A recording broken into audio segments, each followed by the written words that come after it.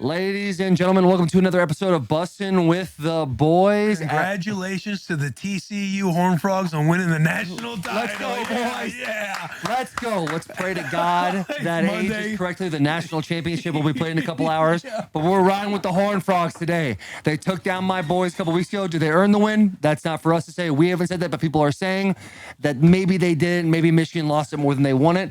That is not the case. But what is the case is that the playoffs are finally upon us. But one team has already won it all, and that team is Chevy and its star player, the Silverado, a truck with unstoppable grit and determination. According to JD Power, Chevy trucks have earned more new vehicle quality awards than any other brand, and that's some serious hardware.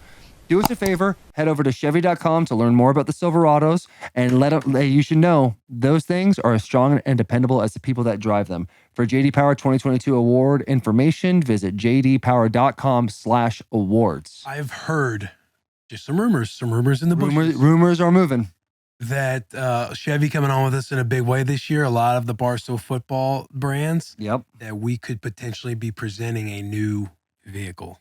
Oh, and just rumors. That's girl talk. That's girl stuff. That's gossip. Yeah, I would like to if the Boys sales gossip team. Boys gossip too.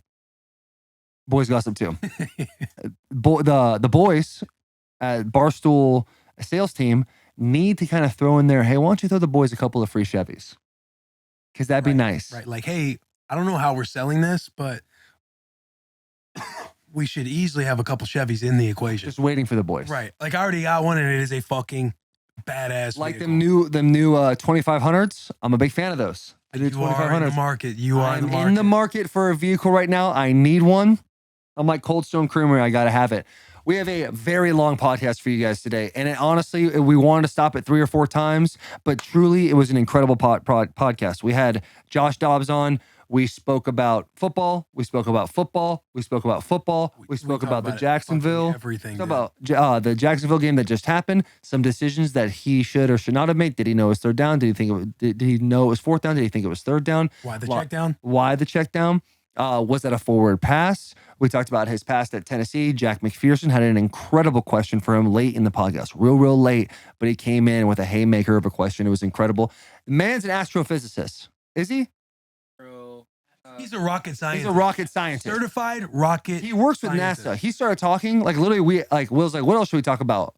Oh, rocket scientist. And he started laying down information using words that I have to go Google later. I had to call Charles, ask her about the definitions of some of those words. I was mouth wide open. Dude, you were consuming all of it, dude. It was truly incredible. I hope you guys enjoy. It is awesome. Tease the tier talk. Now, the tier talk was our favorite planets.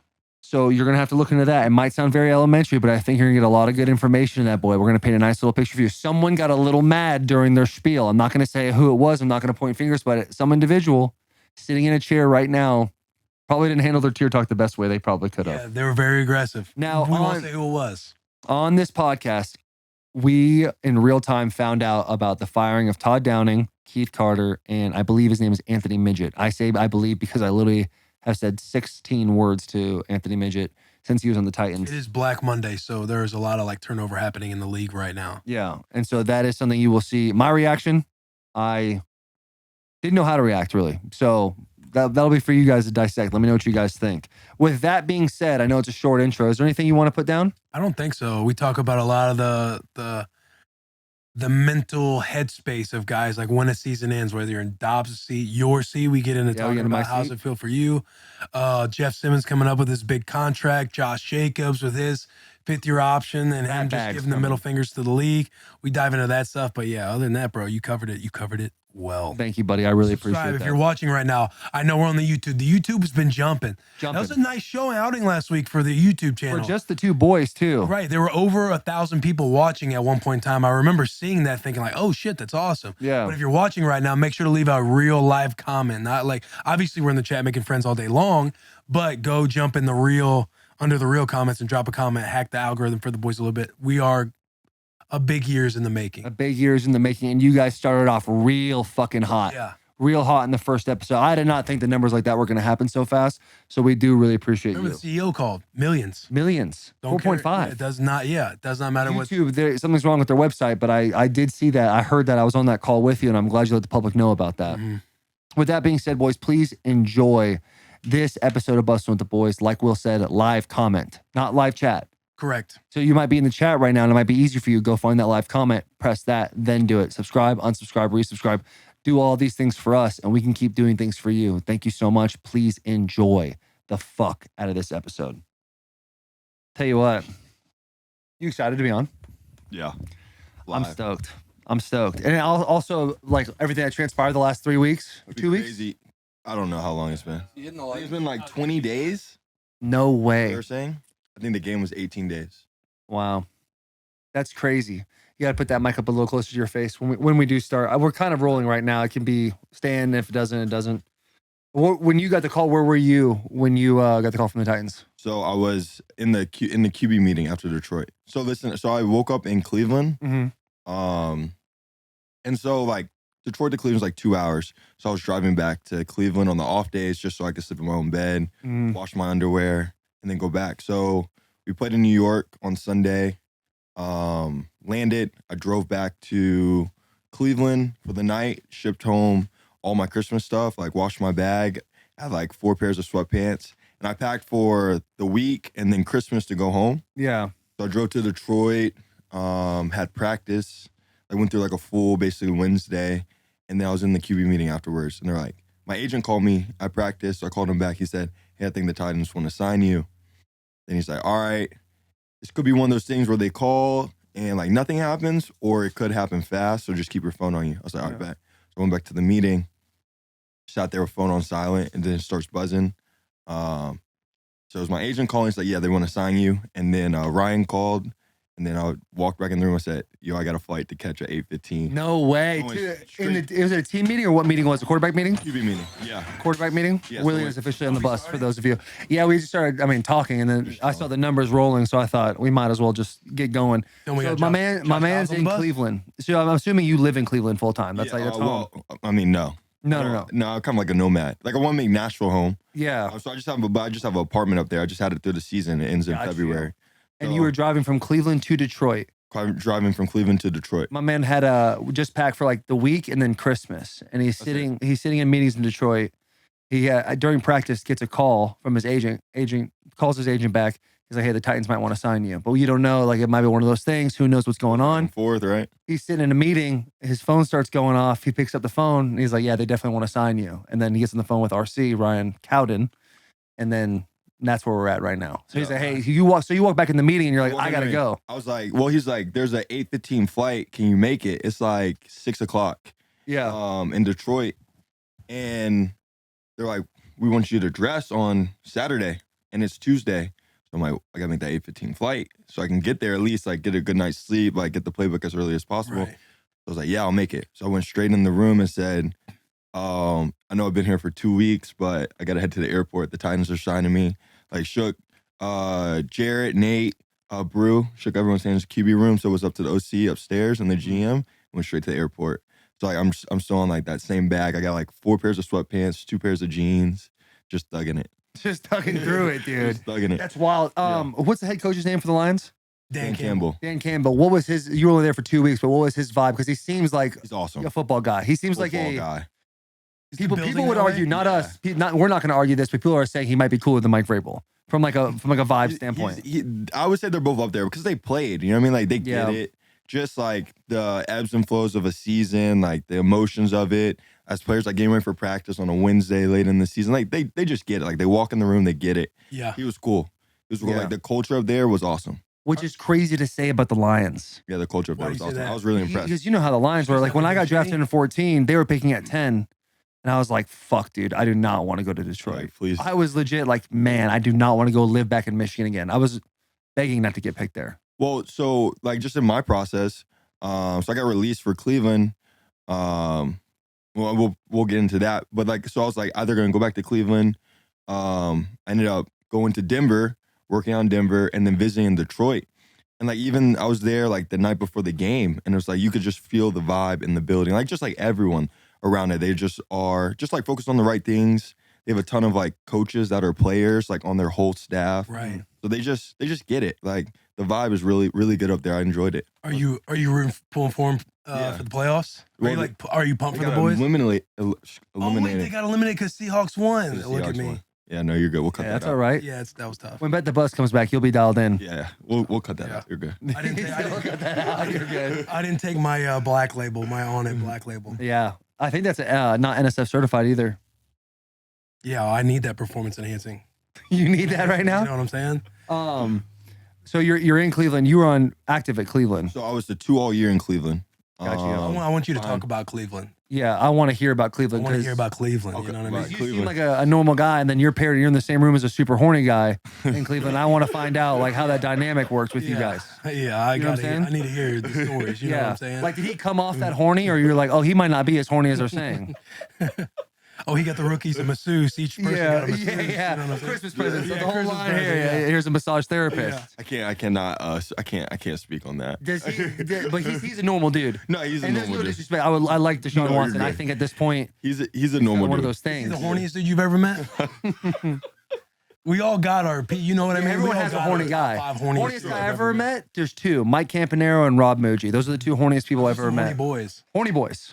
I feel like Chase Rice would be up there. Chase Rice Chase seems like a Rice. horny Very boy. limited sample size, but I feel like he'd be up there. He performed in my golf tournament last year. How horny was he? But yeah, some nods in the back. There's cameras that go back there now. Watch your heads. Watch your head. we took him out in Knoxville after the tourney. He enjoyed the streets of Knoxville. Yeah, I'm sure. He enjoyed the streets of Knoxville. We've got ourselves a line, boys. He had a good time. So when you're in Cleveland, you are the 2 in Cleveland. Are you the 2 up until the point that Deshaun came back? Yeah. Okay, that's how it was working. So I was a 2 until Deshaun came back. They claimed a QB at the end of camp. So we had like 3, but like 4 when Deshaun's coming back. So they're trying to keep the room together. They're like, if we release you, we feel like you'll clear waivers so we can like keep all 4 guys together. Get you back on practice squad and stuff? Yeah, get me back on practice squad and stuff. But I was like, all right, like if you release me, basically my season there is done. Like Deshaun's coming back and stuff. I'm like, shoot, I'm trying to go somewhere, like play and like see what other situation, like because like every week, like you guys know how it is. Like every week you look around, like QB goes down, something shakes up.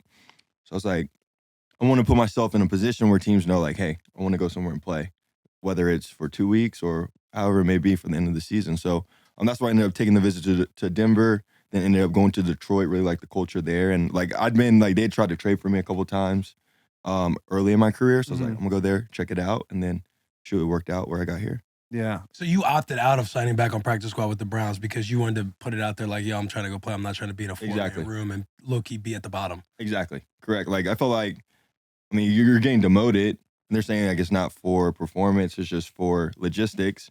But it's like, all right, so I guess how it is. Like in the league, you have to look after yourself and shoot, like figure out your path in your career and try to set up an opportunity, make an opportunity for yourself if you're not just given an opportunity.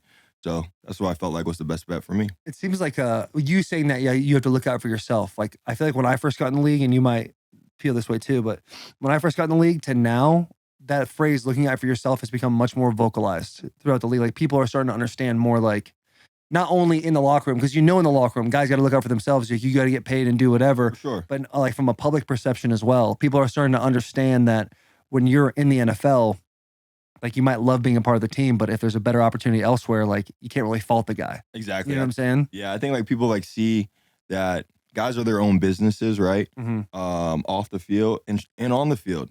And every situation shakes out differently. So you have to put yourself in the right position for you to succeed. And shoot is a business, so you have to treat it that way. Yeah. When you were in Cleveland, what's your mindset like going in there knowing that you're the backup and that the whole Deshaun Watson thing was kind of up in the air? What's your mentality like going into training camp and how you're going to sit? Because I would almost think if I'm in your situation, like you kind of feel, I would almost feel like, oh, I'm a place setter here until he gets back. Was that kind of the mentality? Did you feel like you could make something shake in training camp to where you could potentially be the guy? Like, talk about your entire mindset while being at Cleveland. It was, going into the room, into the year, we all knew it was going to be interesting. I mean, you signed 3 brand new quarterbacks that haven't been there with Deshaun, Jacoby, and myself. So we kind of all knew. Then, obviously, we knew how it was going to shake out based on, like, how they're paying guys. Like, hey, this is kind of the pecking order.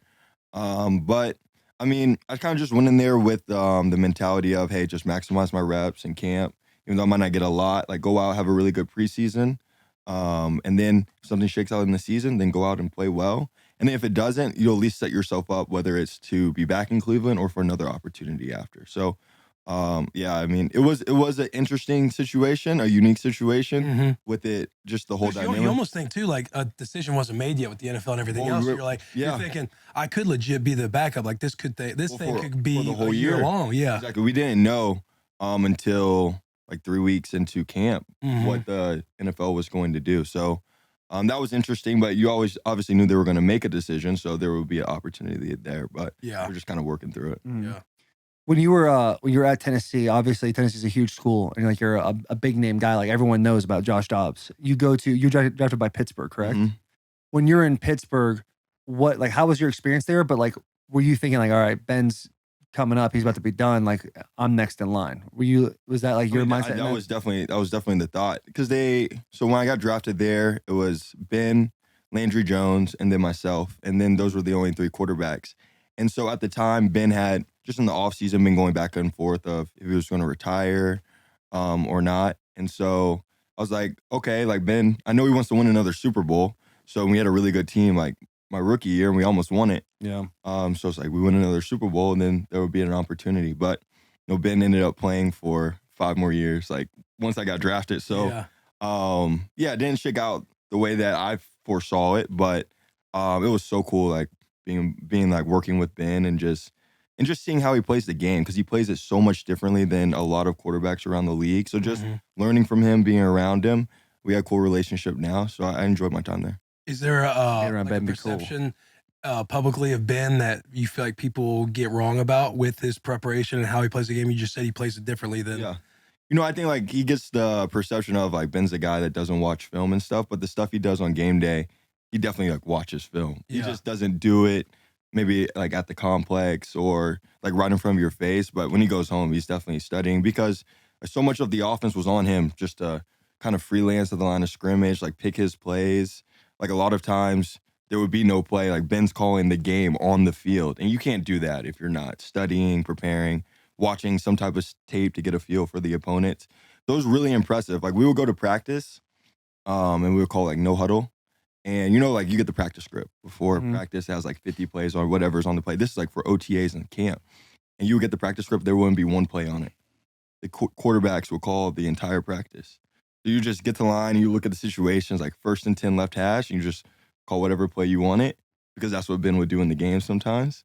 And so it was cool. Like you're basically like a little OC, calling your own plays, getting a feel. That's some NCAA 14 shit. Getting a feel for it. So like as a rookie, you're out there calling drive and 4 verts every play just to find a completion, take a shot. But then once you get in like year 2, year 3, you're like, all right, let me try to set him up. Let me call this. Let me try to throw to this guy. So you get to actually like work the game and work on like being a play caller. Who are you asking questions to then to kind of learn about 2 men and everything else? If it's like quarterback gets to kind of call their script, are you like really asking Ben like, hey, what's going on in your mind? Why are you calling X, Y, and Z? I would ask him a little bit, but he kind of like, he doesn't really like to like talk about like why he does. He kind of like likes to just do it, and then you can like ask him for little stuff. But it's more just playing chess at all times. He's just playing chess all the time. So really, he's playing multiple games. That's what I'm saying. Like, okay, I'll give you a little bit, but not too much, because I want to play as long as. Exactly. So I would what you do is like you'll watch him, like he'll call a couple plays, and then this is the funny thing, like some of the plays that he liked, you didn't really know if you didn't like him or like couldn't really execute them until you did it. So like he would call a play, and then you would go in because it looked cool and call it, and it wouldn't work. Like I ain't ever calling that play again. But no, it's smooth. Like 2 minute in practice, the QB will get to call it. So you're kind of like dialing up. But you guys had like basic stuff like the Titans do, right? Where you have a number system or like different code names. We had the number system and stuff that you could get through at tempo, but clock stop out of bounds, especially in a practice situation, like come to huddle. If you were feeling it, you could just call whatever play you want and go from there. Damn, that's a lot of pressure. Yeah. Because you got to know situationally, like what the hell's going on too. Exactly. You're like, well, we always would practice that you needed a touchdown to win. So you could be aggressive at spots. But it was cool because you were put in that pressure cooker situation and it was all on you. You know, like sometimes like QBs, they can get handcuffed with plays. Sometimes like, oh, I didn't like that play. Yeah. So then you throw a pick or incomplete, get behind the chains. But with just you picking the play, I mean, you can't, there's no excuse. It's on you. Yeah. On you to go out. I wonder how the OC feels about that. If like you were to have the title of OC at Pittsburgh with them, you're like, I'm just here to watch the game. Yeah. You'd almost like, because you ultimately want to play into the strengths of your players. Like you have somebody like Ben Roethlisberger there who's been doing it a long time. I'm sure they've had plenty of conversations to where it's like, hey, do your thing out there. Yeah. Yeah. I think it comes from like Coach T just giving players that freedom. I mean, they know Ben's like a point guard back there. Yeah. With the way he plays, gets the ball out of his hands. It almost just be disrespectful, like in the situation of the Titans, say Dobbs comes in and Vrabes looks at Todd and it's like, hey, don't worry about calling 2 minutes. Josh Dobbs is gonna call it. Then that's where I feel like you probably feel some type of way of like a coordinator, like, fuck man, you want this? You just got here. Just go, Their arms crossed, like kind of just waiting to see what happens. Dude, since we're talking about the Titans, I definitely, like, you signed and you're starting that week. Like, talk about your mental space leading up to that week, because you started twice. You started twice now. Like, you just literally was thrown into the fire. It was crazy with the Tennessee Titans. Like, talk about you signing. You get here, you realize, okay, they might want to sign me to where, oh, I'm the fucking guy this week. I better get my shit going. It was Hold on, before you answer that, did they say you were the guy right away? Because I know obviously Malik, right? Yeah, so the first week, first week I didn't start, but they said we want you to dress. So I got there Wednesday morning, and the game was Saturday, and they're like, we're gonna dress you as the 2 for the game. So I was like, okay, I could play, and then the next day was Christmas after the game. They said, hey, can you come back early because we think we're gonna start you Thursday night against the Cowboys. I said, yeah, for sure. I mean, here's the thing. Like, outside looking in, right, it's a crazy situation. Like, bro, you've been there like a week. Like, you got to go start this game. Like, there's a lot of pressure behind it, all this stuff. But from, like, inside looking out, like me, it's like, to start an NFL football game is something I've been waiting on for 6 years. So for you to say, like, okay, you got 5 days to get ready for it, that's plenty of time. You know what I mean? That's almost a lot of time to get ready for it, to understand the playbook. I mean, I got nothing else to do. I got one bag of clothes, you know, and I had nowhere to go. Yeah. So it's just a tremendous opportunity, man, just to go out there, play ball. You know, I thought, obviously, I expected to have more starts before going into my 6th year. But to get that opportunity to go out and play well and just embrace it, I had a lot of fun with it. Play on prime time, too, against the Cowboys. Prime time against the Cowboys at home. I mean, there's nothing better than that. Yeah, like, that's what you live for. You live for those opportunities just to go out and play. When you're in Nashville, Tennessee, and you play the Dallas Cowboys on primetime, there is no home game. Exactly. Regardless if you're in Nashville or you're in. There were so many Cowboy fans there. Oh, dude, that's how it was my rookie year too. We played them. We were in silent the whole game. I mean, at that point, we won one game. It was like week 13. So we're like, all right. We did the same thing. We're like, let's go silent, and it also worked because we knew we were gonna play in Jacksonville. It's gonna be rocking anyway, so might as well practice it, especially with it being my first time doing it. So. Once you played well. Once you get past the first couple plays, what were the nerves like leading up to the game? Yeah, like you're excited. You're like, you have plenty of time to get ready for a game. Like you're in the book. You're in the book. You're in the book. Too ready. Yeah, and then the day comes and it's a night game, so it's like, man, now I got to chill in the hotel. So sitting in that fucking hotel all day. Talk about the mindset, the nerves a little bit. You're like, it's fucking. Yeah. So it's like you rather just wake up and play. You know, just get the 1 o'clock game so you don't have to sit all day. Because you sit in the hotel all day, you look at the game plan 1,000 times. Then by the end of it, you're like, all right, what are they going to? You're trying to play the game in your head. You're trying to anticipate plays. And then you haven't been out there since the preseason. So the first couple of plays, like it was moving fast. Like guys were flying around. It's like you saw what coverage they were in, but just then going out and like actually like, okay, I got to catch the ball. I got to execute the play rather than just mentally executing it. It took a couple plays just to get back in the groove. But once I got back in the flow, it was smooth. It was just like, all right, this is just football. You know, and that's like the best thing. Like anytime you make the jump from any level, right? First time playing in high school, you know, you're nervous about the first game. College, same thing.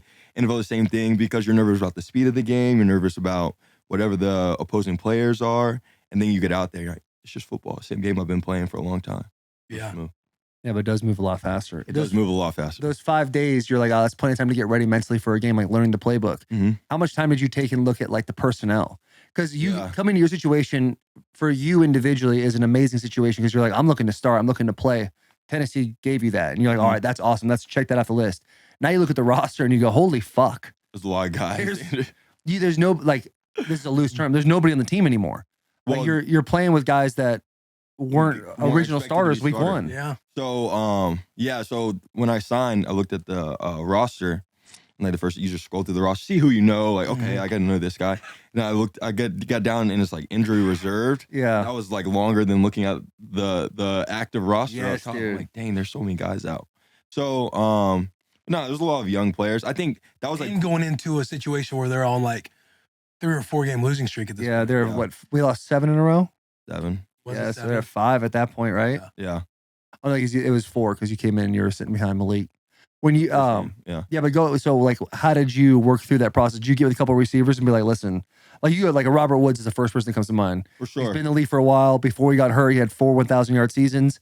Like if without playing quarterback ever, I'm thinking, okay, I need a lifeline guy around here, like Austin Hooper. I need Robert Woods. Like were there guys you wouldn't have approached? It was like, I don't know what the fuck's going on, but I need to know that I need somebody to bail me out once in a while. Yeah, so I would just tell him, just like stick with me. Like that was the biggest thing on the sideline. I was like, hey, stick with me. If I have to scramble, especially like Woody and Hoop, because I knew like those guys have played a ton of ball.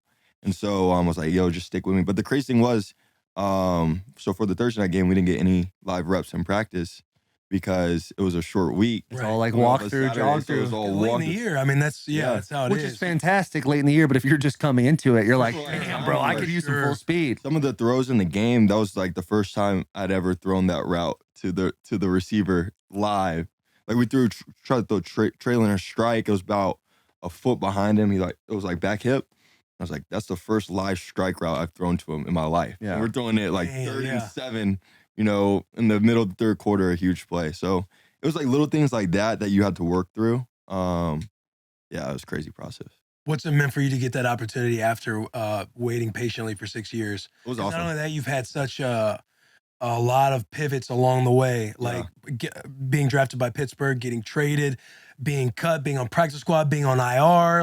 You've had a lot of different situations come about. Then you go on practice squad for a couple weeks with Detroit. You get a call. Oh shit, I'm going to Tennessee. You're dressing that week, and then you're starting these last 2 games. Like, what has that meant to you? Like, with all the time that's gone by in your career? It was awesome. It meant the world. I wish obviously the result of the 2 starts was a little different. But just to be out there and play, it's like, I tell everyone this. Everyone's asking me, like, what is it like? Because people, hype like, oh, you're a backup quarterback in the league. That's like the easiest job in the world. You're just chilling, like watching other people play. That is something that is largely thought of. I think that right now. And I'm ready for you to change my mind. McCoy every year, I'm like, yo, you're fucking winning. You're living the dream, Go win a couple games a year and then exactly. Middle reliever. This is what I tell them. It's like, so it's like in high school, you have like the biggest test of your life, especially like before your first start. You have the biggest test of your life. It's basically like going to decide if you get to go on and do everything you want in this world or not, right? And so you prepare every single week, and that test is going to come on Friday. So every single week, Monday, you wake up, you prepare for the test, Tuesday, Wednesday, Thursday, got the butterflies in your stomach, and you wake up Friday, and you don't take the test. And then you do it again next week. Then you do it again next week. Oh, damn. That is again next week. And then for me... my test? What the fuck he's talking about? I've done it. For me, like, I've done it. Like, when you brought it all together, I was like, oh, shit, that's actually a good fucking point. And for me, I've done that for 6 years. Like, every Friday there's a test. I just never know when I'm going to take it. And so, like, that's the biggest thing I remind myself. It's like, you don't know where you're going to take the test, but you'll do yourself a disservice if you're not ready to take that test. So every single week I would prepare as if I'm going to take the test, not take the test, hit reset. Some weeks are tougher than others, but just keep pushing forward and look up whenever the test is done and succeed. So it is easy. No, it's not easy. Not easy. No, but it's like shitty being a backup, and you got to do that every week, and you're like, you're dressed and everything. Like, man, I got to be ready. You're like, so hyped up. Fucking ready? Do you get hyped up? Because listening to you and that whole thing right there, like obviously you saw my mind get blown. I was vocal about it, but if 6 years and you're studying for a test every single week, and then that last, like, eventually once in a while you're like, fuck, dude, this test ain't coming this week. Like if you're behind Ben, right? Dude's been playing forever. He's a statue in there, but he gets the ball out relatively fast and he can take some hits. There's got to be a level of being like, all right, maybe I'm good this week. Or this defensive line's not good. They don't get the quarterback like that. The second you do that, you're thrown in there. So like for instance, second year when I was backing up Ben, we'd be sitting there. And we're playing the Ravens, like late in the season. It's cold. You're standing in Baltimore in the middle of December for 3 hours. And I was literally standing there. It's like the fourth quarter. We're up to like 5 points. We're coming out. It's like 1st and 15. I'm like, all right, like Ben got this. Like the game's over. Like I had my beanie on. I was not chilling. Like I was still in the game, but I was like, but you're chilling. Yeah, you're chilling. You're sitting there like, game's over. We're good. Ben goes to scramble. They run like P Tampa 2. Ben goes to scramble, and the 3 technique like falls on him, and he's just like laying on the ground. just out. And in my head, I'm like, is this man like just passed out on the field? So then like that's when stomach drop. Sorry, get the helmet, like warm up. You haven't thrown since pregame warm-ups. We go out there, it's like 1st and 15, 2nd and 15. Coach T's like, throw the deep over. They haven't covered it all day. I'm like, dang, I thought we were just gonna hand it off. You're coming out the end zone, crowd's going wild. Something quick. Exactly. So and then that was my first play in the league. So threw over to Juju, and then like, okay, I can do this. And then Ben walks back on the field. He's fine. He shook it off. He just got the wind knock out of him. But like all that to say was I was standing on the sideline 5 minutes before that. Like to your point, just sitting there like okay, like I'm not playing today. Like the game's over. And then the second you like seek that comfort and you sit down, boom, you're thrown in there. So like just like examples like that have occurred throughout my career that I try not to catch myself like in that lull where it's like, oh, it's over. You know, just always just finding ways to whether it's my routine or whether it's just the process of getting prepared, just to stay locked in. Because as I said, you just do yourself a discredit if you're not ready for the opportunity. Right. Yeah. Now, yeah. Because there are definitely times where you do think that way, especially depending how long the season's been too. Because in the beginning of the season, you're kind of like, you never know what could happen. Some of the coaches tell you, I don't know about for quarterback, but like linebacker, like, oh, we'll get you in here, X, Y, Z, blah, blah, blah. But there are definitely times where you can get in some lulls of thinking about it. But he's right. Like the minute it does happen, Like that anxiety you you do have it. if you're not prepared, because that week where I had got cut and then brought back on practice squad and we were playing the Ravens, for whatever reason, I was a little bit nervous because man, what team is this with the Titans? This was the Titans. This is 2018? This is second stint with the Titans. 2020. Yeah. And I was like, man, I hope I don't have to go in there. Like I haven't, really. That's a tough mindset too. Right. I hope I don't have to go in there. Like I've been on practice squad this entire week. They're just now telling me that I could play or I'm going to back up in the game. So Friday or Saturday or whenever they're doing all the walkthrough stuff, I'm just behind Rashawn and Jayon, just kind of shadowing them because, it's Lamar Jackson. There's some wrinkles in their run game and pass game that it's like, you can't just go in there with a drop back quarterback. You feel a lot more comfortable coming off like a practice squad situation. You're like, okay, a lot of this stuff is real general concepts that everybody kind of has. Yeah. But the Ravens, for whatever reason, they got it's like a different game plan that week.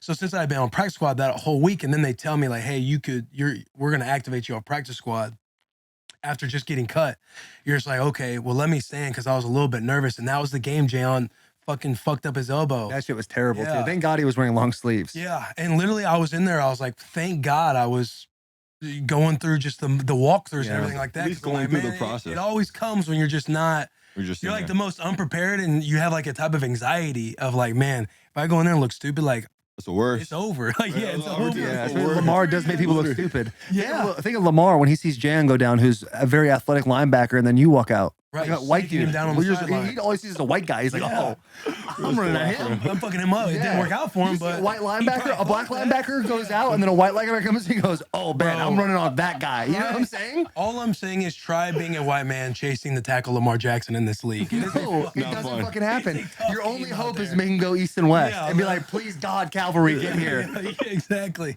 Dude. Just wait, find some time. Yeah. Dude. Boys, All those come on. dumbass tackling drills. Like, all right, don't dive off the diving board. Don't step under myself. All those Rabalisms, bro. Everything. Everything. Coming at you 90 miles per hour. I know, dude. Lamar is impressive. I hope he gets paid.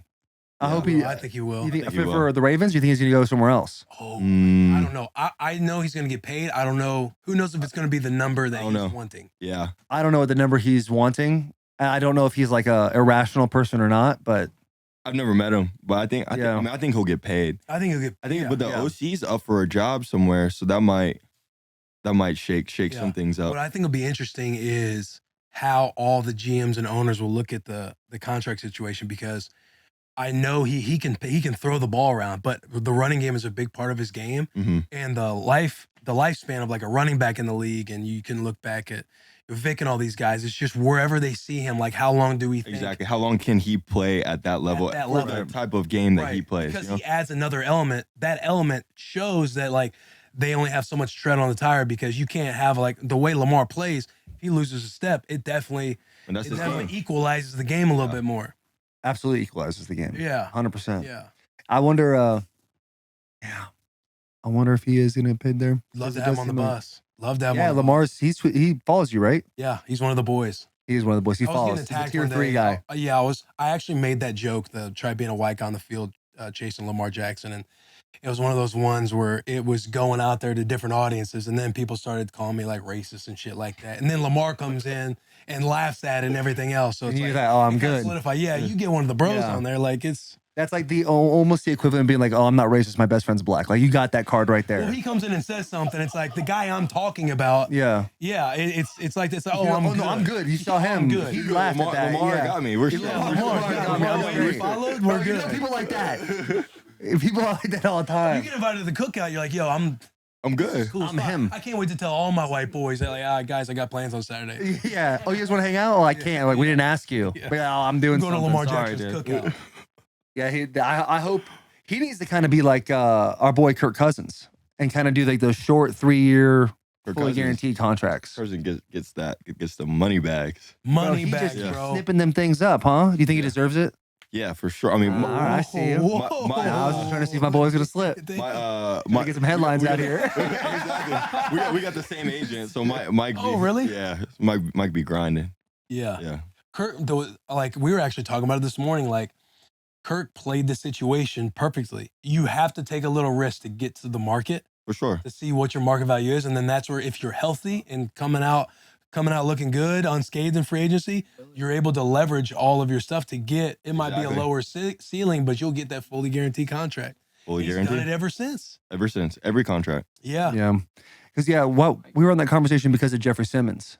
Yeah. Yeah, we were talking about his 5th-year option coming up, Mm. and if he's gonna, I don't know, like how things get crazy when your contract is up and you've played well. Like I jokingly told Jeff, hey, I know we're not the best friends. We got in a fight in camp, and for some reason he's never let it go since then. So like we're definitely on the rocks. Him and I. He holds a grudge big time. And I was like, hey, I want you to know, like our careers based on where you're at right now are identical, the exact same as far as accolades go. I was like, I hope to God yours ends better than mine does. And then we had a whole conversation. You're 10. Yeah, that's right. You're 10 loading, brother. You're 10, baby. But we had a whole conversation of like 5th-year option and how that's going to play out. And he was like asking about my stuff, and it's crazy the stuff that he's got to go through now going into this 5th year, because not only is he 5th year, he's looking at 2 possible franchise tags as well. Right. And he's going to get money, but it's not like that money that's like, I'm set. And long term, like yeah, you want that contract that says, because if he gets hurt, boom, he just lost a whole bunch of money that way. Yeah. I'm anxious to see how that plays out with the Titans. Because we were just in general, we were talking about the different like mindsets you can be in as a player. Like once your season abruptly ends, like for Jeff, he's like, you saw the post game video of him like crying at the locker, like talking about what it means to him. You can tell how much the game means to him with it all. Right. And for somebody to shoot up his ankle the entire back half of the season to play and try to get the boys into the playoffs, as a player, you think in your mind, the logo, the team, everybody's going to be on the same page. But the minute the season is over, you go from this pack mentality to now this individual mentality, because now it is all suddenly business. And that shooting up and that playing hurt and that the product you end up putting on film most of the time gets used against you in negotiations, right?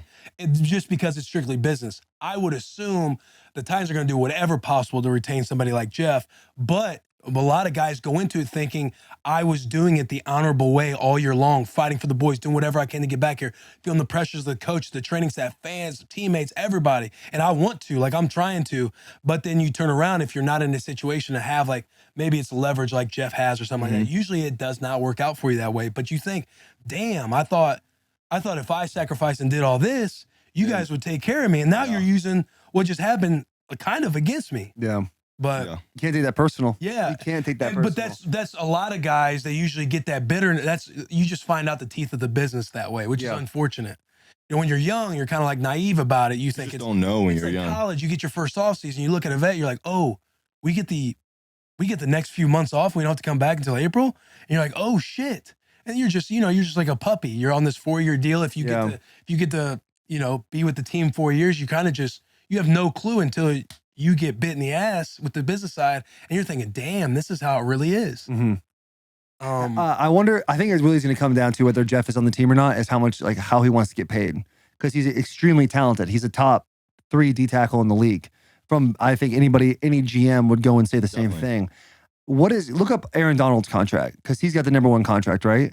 And that's a unique situation because Jeff has had 2 Pro Bowl seasons going into a contract year, but Aaron Donald is arguably one of the greatest defensive players of all time. So his money's going to be crazy. Now, does Jeff want to sit there and say, I deserve to get paid as much or more than Aaron Donald's getting paid? Because there's arguments for both sides. Jeff's younger. He's extremely disruptive. He's only getting better. How much he's is a he centerpiece you build around. He's a centerpiece. He's a centerpiece you build around. Those words are way too small, dude. What is it? Yeah, what is it per year? 3 years, $95 million right here. So he's getting like 30-something $1 million average, bro. 30-something average. Because when we were talking that, I was like, if they want to pay him like number 1 money, it's got to be like around 30. Yeah, I wonder what the other D tackles like in the top 5 get. If you're like, look up top 5. Top 5 it's going to tackles. be the agent, everybody negotiating on his behalf. Like whether or not you believe whatever it is, you're going to look at what Aaron Donald's getting because again, you're making the argument that Jeff Simmons is a perennial Pro Bowl player. D tackles. Jeff Simmons is a perennial Pro Bowl player who you build around on defense. Like you're like, oh, he's not as good, blah, blah, blah. But that's still what you're going to look to because that's what the market is at for superior defensive tackles. 95, 84. See, look, 80. the jump from Aaron Donald down to number 2 is $10 million. Aaron Donald average per year is 31. DeForest Buckner $10 million in 1 more year. 21 per year. Yeah. So DeForest Buckner, Bolts. It's like literally playing. We're at the restaurant doing napkin math. It's like it looks like it could be like a 25 a year thing. Literally just making that up. I'm sure people use that for headlines, So but his franchise will get the average, right? he'll get the average of the top 21, 5, I believe, right? Yeah. Yeah. Which is not bad. Because that's what they Probably were. like 20. That's what they were doing with 20. Kirk Cousins. Is they Right. would tag him every year. He would tag him every year, and then the QB market kept going up every year. So Yeah. They making he money. kept getting jumped like Right. 5 mil, 10 mil a because year. Washington offered him 3 years, $75 million, 50 guaranteed. Loosely, that's not like exact. And Kirk was like, "Why would I'll I do make that? more I'm going franchise." to make 50 no matter. I'm going to make more than that guarantee just in the next 2 off my franchise tags. Exactly. So you got to come more correct than that. They played with him too much. He made it all the way to free agency. 3 teams had him at like north of $90 million, fully guaranteed. And then you end up going with Minnesota, probably with like taking all the financials involved with taxes and everything else. Talking about Kirk? Yeah. How he ended up getting there because Jeff's looking at a 5th-year option, 2 tags. I was looking at those top 3 tackles. It was Aaron Donald, Buckner, and then Chris Jones, both extremely talented. I wonder statistically what the difference between those 3 and Jeff is. Because I know from what I've seen from Aaron or what I've heard about Aaron is he didn't have like the best year this year compared to like his past Well, I mean, the Rams went from Super Bowl to 5-12. Yeah. So they obviously he didn't have a great year, but that's going to be an uphill battle for Jeff if he wants to get above Aaron Donald right there. Because Well, that's who knows such if- a crazy outlier. Right. That's like Quentin Nelson for the guards. He, I think, is like $3-4 million above the next highest paid guy. But how old is Jeff? Jeff is He's 45 years old. Man. Yeah, he's I got. Aaron Donald signed that at 31. Like imagine Jeff at 27, 28. Yeah. Right. But then if I'm a GM and I'm just going to argue that point, Aaron Donald's a generational talent. Generationals, multiple generations talent, and is arguably one of the best in the world. I think at this point, Aaron Donald, at Jeff's point in his career, Aaron Donald might have already had a defensive player of the year or we had like 4 all pros and he was like 4-time Pro Bowl. Like His resume was crazy. his resume was just insane. And then it just kept going.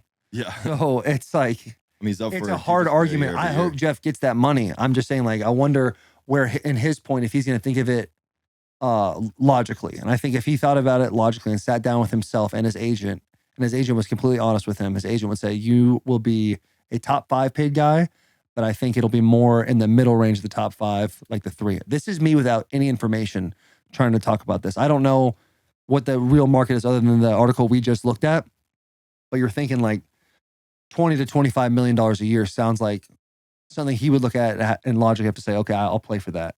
Like a 4-year 100. Yeah, I would love to see him get 3-year whatever, fully guaranteed. Yeah, if he could do that. his To try to position. set tone. Like That's what we all want, he's one of though. We all want he's dudes one of to get those. He's one of those guaranteed. guys. It's like you want quarterbacks first, but you want top dogs at their positions, commanding these fully guaranteed contracts. You might sacrifice a little bit of the ceiling, but if in turn you get 3 years of fully guaranteed deal, and then you're seeing the market again at 28 years old, like that's a good position to be in. Right. A great position to be in. And I, again, it's not, he can look at Aaron Donald's and just think like that's a marker for the market. It doesn't mean he thinks that's his floor. It doesn't mean anything other than like, hey, a top guy at this position got 31. He signed for it last year. We're getting all this influx of money. Who knows what that looks like cap wise? That's when it comes on the ages. I think if he goes to free agency, he sees that money. He goes to free agency, he'll see a lot more than he would if he signs a year or two, or say he signed this offseason. He would see a lot more than he would, because you're giving up the ability to go to free agency to sign something ahead of time. If you're going to work with the Titans on signing something early, then you're going to have to favor some things that go in the Titans' way, because that's ultimately what a hometown discount is. Yeah. Crazy to think $25 million of hometown discount. Right? Yeah. Those are the cap situation. If they got him at 25, it almost seemed like, that could be seen as a win. Yeah. You get Jeff Simmons locked in long term a year before his deal's up. Now it's like, that would be on Jeff to think, do I believe I'd stay healthy my 5th year? I'll ride this 5th year option out just because I know what I'm going to see. Yeah, but looming over his head are those 2 franchise tags. Yeah. So you're looking at year 7 in the league. Now he is 28. Right. He's 28 years old playing. Now he's getting a second contract. Still going to make good money. Right. Still a first-round draft pick. Still been franchise tagged twice. He probably wouldn't get franchise tagged twice because I think it's like top 5 over the whole league, right? No, it's top 5 at your position. I thought the first franchise tag was that, and then it levels up.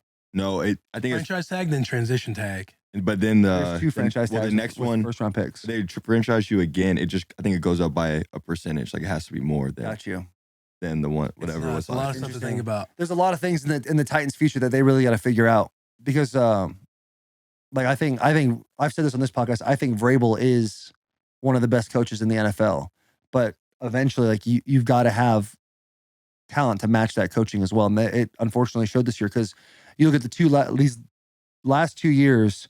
Last year we had more injuries than we did this year, but last year had more. We had the record.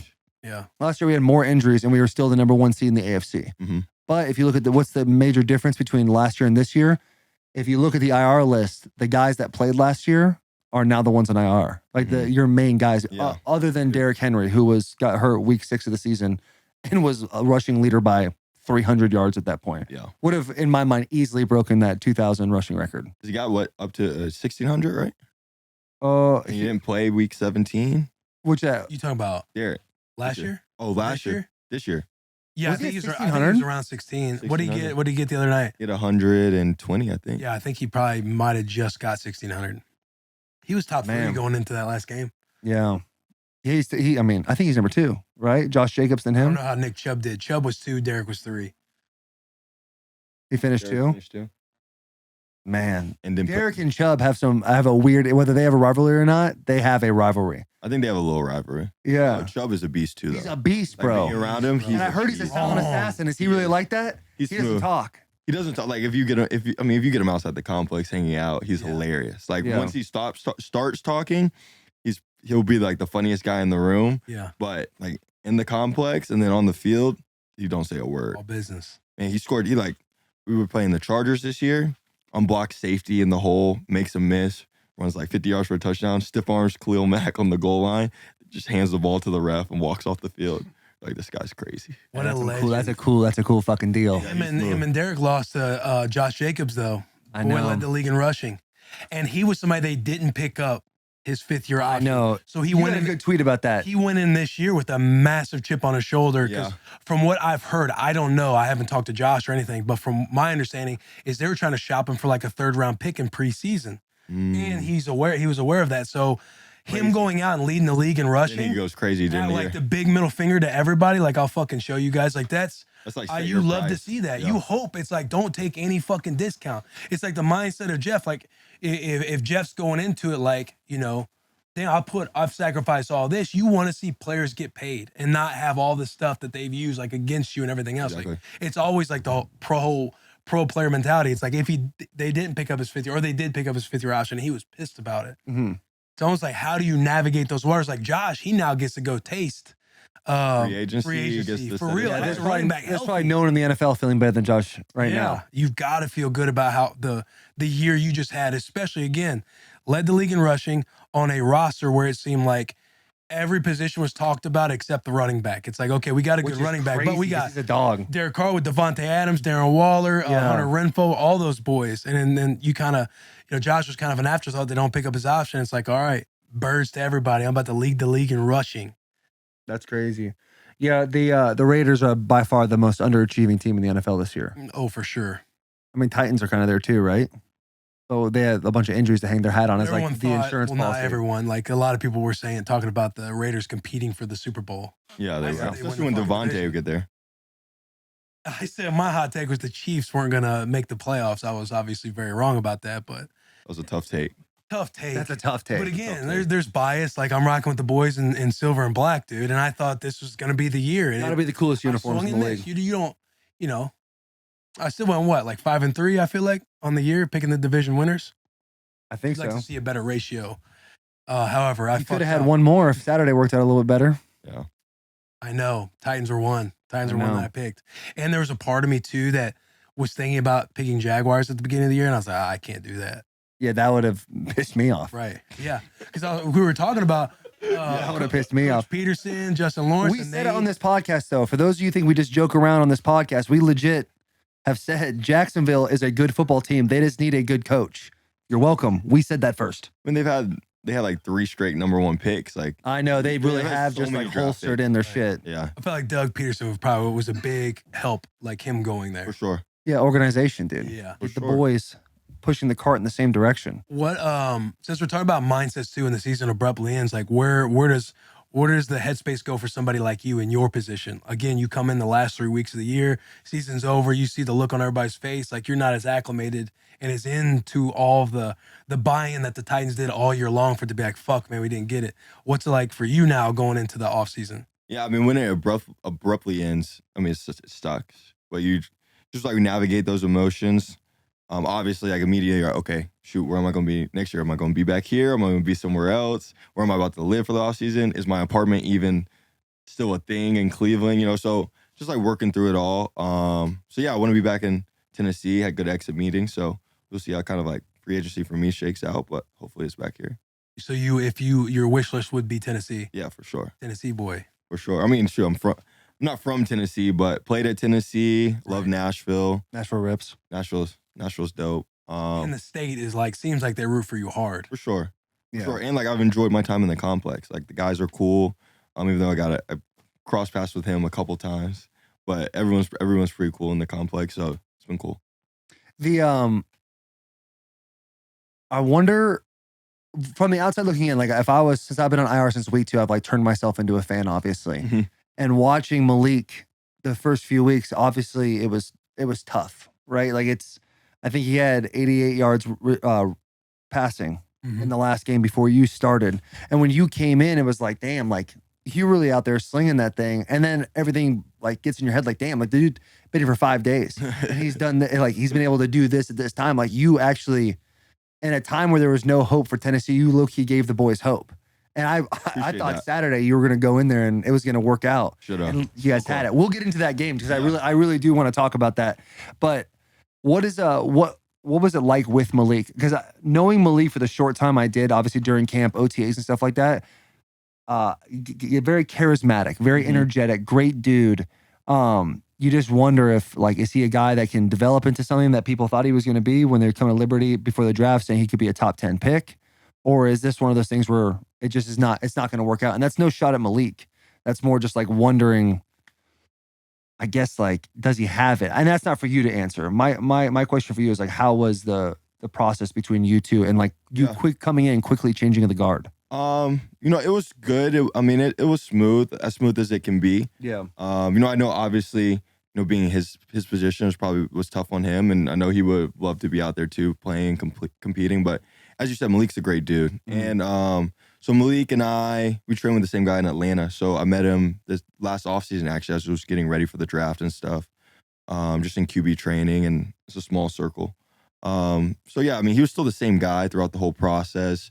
Extremely positive with the players, being a great teammate. It was great to me and helping me just get acclimated. And then like little things at quarterback, like, hey, what's the cadence? What's the reminder to the O-line? What's the communication in the huddle? Just how have you guys done it? Just to make sure it's smooth on everyone. He was awesome. So, I mean, playing quarterback in the NFL is not the easiest profession, and it takes time to learn how to do it. It took me time. I've had a lot of reps, even though I haven't played a lot, so I've had a lot of reps at doing it and watching guys do it at a high level. And so Malik will probably be the same process, but he seems like he works really hard. He wants to be successful. I think it starts there. So yeah, I'm excited to see how he comes back this offseason. Being a vet, if you were to give advice to a rookie quarterback, obviously I'm saying Malik in this situation. If you were to give advice to a rookie quarterback going into their first offseason, what would it be? Looking at your career now. Yeah, I would say one, just like take a breath. As we know, that first offseason, you've been going for a year and a half straight from the start of your senior year. So take a time to take a breath and realize like how important football is to you, but also what other interests you have out there just as a human being, and just take a step back. And then from there, like February comes around, then craft your plan of, hey, what are the 5 things I want to get better at between now and OTAs, and work hard every day at those things. Whether it's something in the playbook, whether it's footwork on the field, whether it's one throw you're trying to master, but just find that rhythm, routine, consistency. Because then if you find that, then once you go to OTAs, you can take that same process and then use it all the way until the season. So that's my biggest advice. That's what I did for myself. I took a step back, took a breath, figured out what I want to improve on, and then just went from there. Question for both of you guys. Is there anything you guys look back on you wish you'd have knew at a younger age, like when you are navigating the first off seasons? Because I feel like a lot of guys get excited, right? They can travel, they can do a little bit more. And I'm hearing you say like good stuff, and I'm thinking like, I'm one that, because it's like we can all sit here and talk about it. I know you both have knowledge on it, but how crucial routine, process, all that stuff is if you're trying to be a better NFL football player at your position. I don't know. I think like people always say like don't take breaks. I feel like the break is really what helps you come back more energized to work hard. You know, like it sucks when you're done the first week of January. So taking the month just to decompress from the emotions of the season, whether you're in one spot the whole year starting or you weren't, or you were in 3 different spots like myself, just taking that time to decompress is so powerful just mentally. And then when February comes, you watch the Super Bowl, you're like, that's my goal. I want to be there. And then the next week you just work hard. Yeah. You know, and just get right back at it. Yeah. What would you say? I think the break is a huge thing. My first couple years, I didn't take a break. I was like, when people are resting, this is when I'm gonna get them. And then you kind of realize like you get into like late November, December, and you're like, damn, tired. You're kind of burnt out, and you don't really know why. You don't like put that in your head of like, oh, you have been working since forever, like since your senior year, and now you're in your second year. And so when I saw the biggest jump from my success was year 2 to year 3, and that's when I actually took the longest break I did, which was like I think. We didn't make the playoffs, obviously, and then I took like 3 or 4 weeks. And like 1st of February was when I was like, all right, this is when we start. And it's very rejuvenating. You get to like get back to neutral a little bit because you're drained, dude. The end of the season is so draining. Everything hurts always. Yeah. And you're just like thinking like, damn, how am I make it to this next game? Like, you know, like little things. Because when you're out of it, like I've been out of it for so long, relatively, like since week 2, I don't have any pain in my body. Like my neck doesn't hurt. But I remember being like, damn, I feel like every time my head touches something, I get a stinger. Or like my ankle or whatever. And you're like, damn, this is just awful. And so you kind of forget what it feels like. And you're like just ready to get back into it. But if you don't take that break, then you're screwed. You kind of, you put yourself in a deficit. Like the return on investment no longer is there for you anymore if you just keep going the whole time, you just get burnt out. Right. And also, I partied a whole bunch after my rookie year. So, you said what? I partied a shitload. I was out in Arizona. I feel like that stuff happens. That's almost why, like, you know, why I wanted to like raise the question in case there are a lot of tier 1 rookies out there that probably listen to this podcast. Yeah, if you're a rookie and you were a drafted rookie, like a top 3 round draft pick, like you finish the season and you're like, damn, I can't believe the season's over. But then in that same thought process, you're like, holy fuck, I got all this money. I got all this time. You know what I'm saying? Exactly. Because you never had money. Like we talk about all the time. Like before, you didn't just have the season, but you like you were talking. You're training for the combine. You're going to. Yeah, you're doing all the bells and whistles. Everything. So you're pretty much shot. But you're like you can do anything. Then you get done and you're like, damn, I got a bank account full of money. Anything in the world. Anything in the world. You can travel anywhere you want. Anywhere you want. Bro, the most embarrassing thing that's ever happened to me, or like that I look back and I just go, ooh, fuck, dude, that was tough. My rookie year, after my rookie year, the Super Bowl's in Arizona. And I'm from Arizona, for those of you listening who don't know. I go to Old Town Scottsdale. Great spot. And it's a great spot. I'm a Cave Creek guy. Like, I'm more of like a small town kid, but I'm like, I'm fucking showing that shit off. I get the table. I go to El Jefe. A couple girls from high school show up. Why? Because they gotta see. They got to see that your boys made it a little bit. Bro, this girl, I have like a bunch of money in my pocket, like a bunch of 20s. This girl takes the money out and starts like throwing it in the air. I'm like, I'm really him. Look at this money flying through the air. Thinking to myself, like not realizing it. You look a fucking idiot right now, dude. Go on a bender for 4 days straight. It was embarrassing. It was fucking tough, dude. You get out of that little 4-day piece and you're like, I haven't really slept. I've been acting like a fucking idiot. I've been doing a lot of extracurriculars. It was a fucking tough gig for me. And it was really like a come to Jesus moment. Like Mr. A came and picked me up at some random apartment complex wearing the same outfit I was wearing 4 days before. But the buttons on the shirt were like wrong. Yeah. He has a picture of me. He literally says it's the most disappointed I've ever been in you. Was that? I slept for like 18 hours. Went to a small coma. Like it was just bad. I haven't partied like that since. Yeah, rookie. But I needed that. That's hilarious. Don't do that. Let off some steam. Yeah, so don't learn from me. Don't do that shit, dude. It's cooler to pretend like you don't have money. It's good that you said all those things too, because I feel like all of us. When I'm telling the story, I'm like embarrassed in my head. I know. I'm about to flex a little bit. I was being an idiot, a damn idiot. Yeah. There's more, but I don't know if I want to go into it. We don't have to go another time. Yeah. What should we transition into next? Let's talk about the Jaguars Titans game. Yeah. We watched the game together. Obviously, it didn't go the way we wanted, but there are two plays that stick out in my head that we can go over. One is, what the fuck was Traylon Burks doing when he tossed that ball over his head? What, was that a called play? That was a called play. Okay, thank God, because I literally thought, like, there's no way. He should have done that. Bro, I'm watching, like, that's not in the playbook. What the fuck is that, dude? We put that in on Friday, whatever Friday is for Thursday. Well, we were expecting it was like 3rd and 15. They usually play like a little off zone coverage. Yeah. We thought we were going to throw it to Traylon on a slant, and then they're going to rally to just tackle, and then he's going to throw it to the back. And we ran it in practice against the defense, and it worked perfectly. Really? Like it was like 3rd and 17, threw it to Traylon, he threw it to the back, and he got like 30 yards. So we're like, all right. I bet. Might as well try it. Yeah. 3rd and 15. Just launched that shit up in the air, dude. Oh, it was almost rad, too. It almost was surprised when he cool. called it, though. I was surprised. I thought it was going to be like later in the game. Gotta have it situation. Like, gotta have it. Like, all right, we need something. But I mean, that was like the first quarter. The like first the fucking quarter. Third down of the That's game. like fucking Michigan running the Philly special against TCU in the first quarter on the first drive. Like, what are y'all doing? Yeah, like late in the game. Yeah, I thought it was a late game call. Yeah, for sure. Like going off that, like when you get a call in your headset and you know the call before you tell the boys, you're like, "Hey, what the fuck?" If I'm the quarterback and they're like, "Yeah, do the fuck," I don't know what the play. What's the play called? It was called like tracks like a Razorback for Traylon. Razorback. Yeah. Razorback. Run Razorback, and you're in your head like, "Holy fuck." What was the D&D? So I was 3rd and 15, and we're in field goal range. Nice. I'm literally just staring at him like, Traylon, be smart. Like, don't do anything stupid. Like, don't throw it like way back. They get the ball, like, because we got points, and we're about to start off this game on the road with points. Like, we need these points. So I looked at him and said, don't do anything dumb. And the crazy thing was, it worked. It just wasn't backwards. Like, it was literally like 2 yards. He really caught it. He really caught it. Really and I'm like, oh shit! I can't believe he played it like that while he's falling down. Dude, I remember watching. I don't even know how he threw it.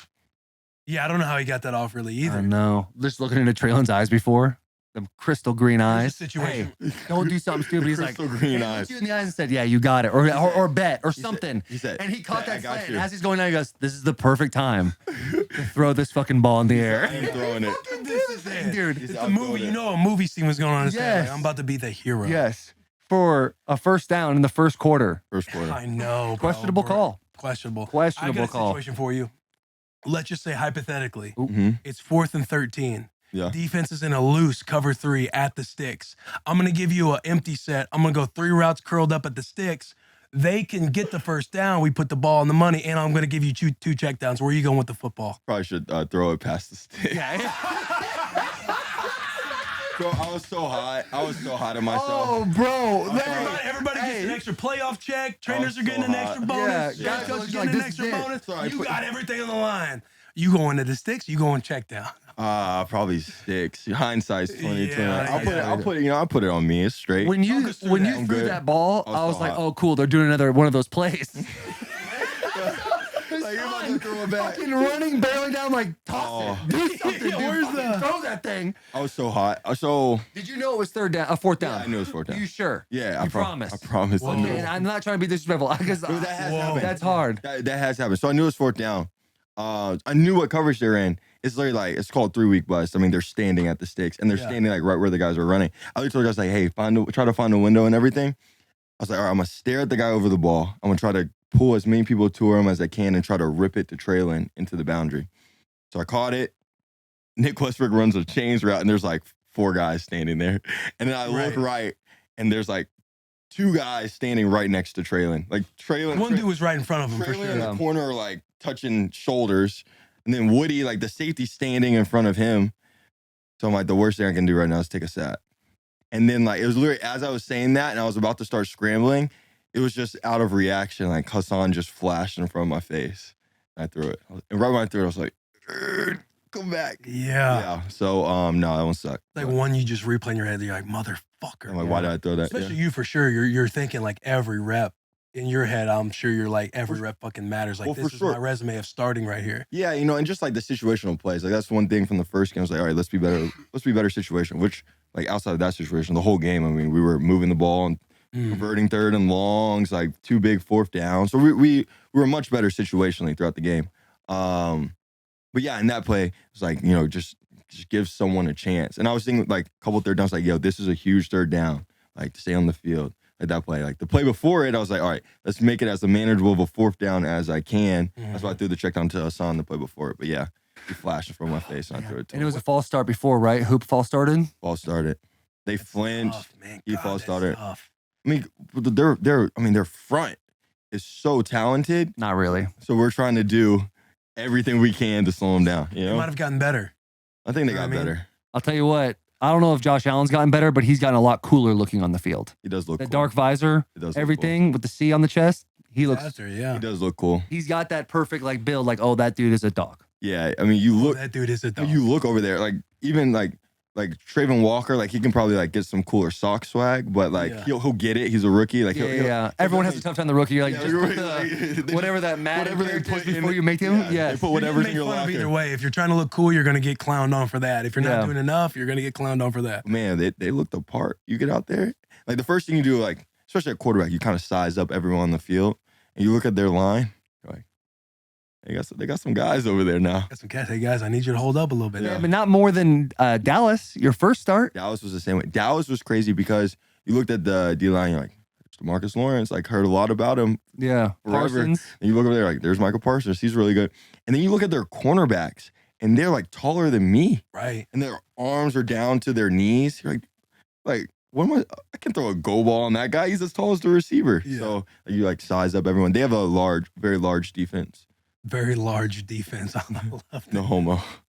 Nah, it's all good. That's a no pause podcast, Yeah, brother. this is a no pause podcast. If you're sitting there when I'm sure you looked at the play a million times, what are you wishing you just did slightly different? Probably just scrambled. You know, let someone work for you. Were you under duress? Do you have that play? I can't Oh. remember if there was pressure or not. I think the play before had pressure. I pressure like for a couple plays. So probably just scramble, give someone a chance, work a scramble drill. Yeah, Yeah, damn. Yeah. Damn. I know, bro. We were dialed in. We were watching. We were so fired up. We were fired up. I really Oh. thought. That reminds me. Go ahead, finish your thought. Were you talking about the turnover? Yeah, I was gonna say, what's your thoughts on that replay, the turnover? I think it was Yeah, a because forward what pass. was it? That was a 6-man protection. with a load to the right side. Load to the right. And they brought the pressure earlier.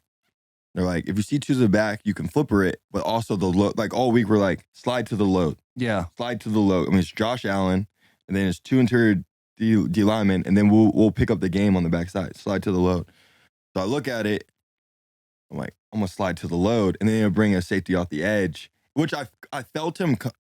I felt him rushing. Oh, you felt him coming. I felt him rushing from behind you. Was this you felt him behind? He was coming behind you. You felt him coming from behind. You felt him coming behind you. Yeah.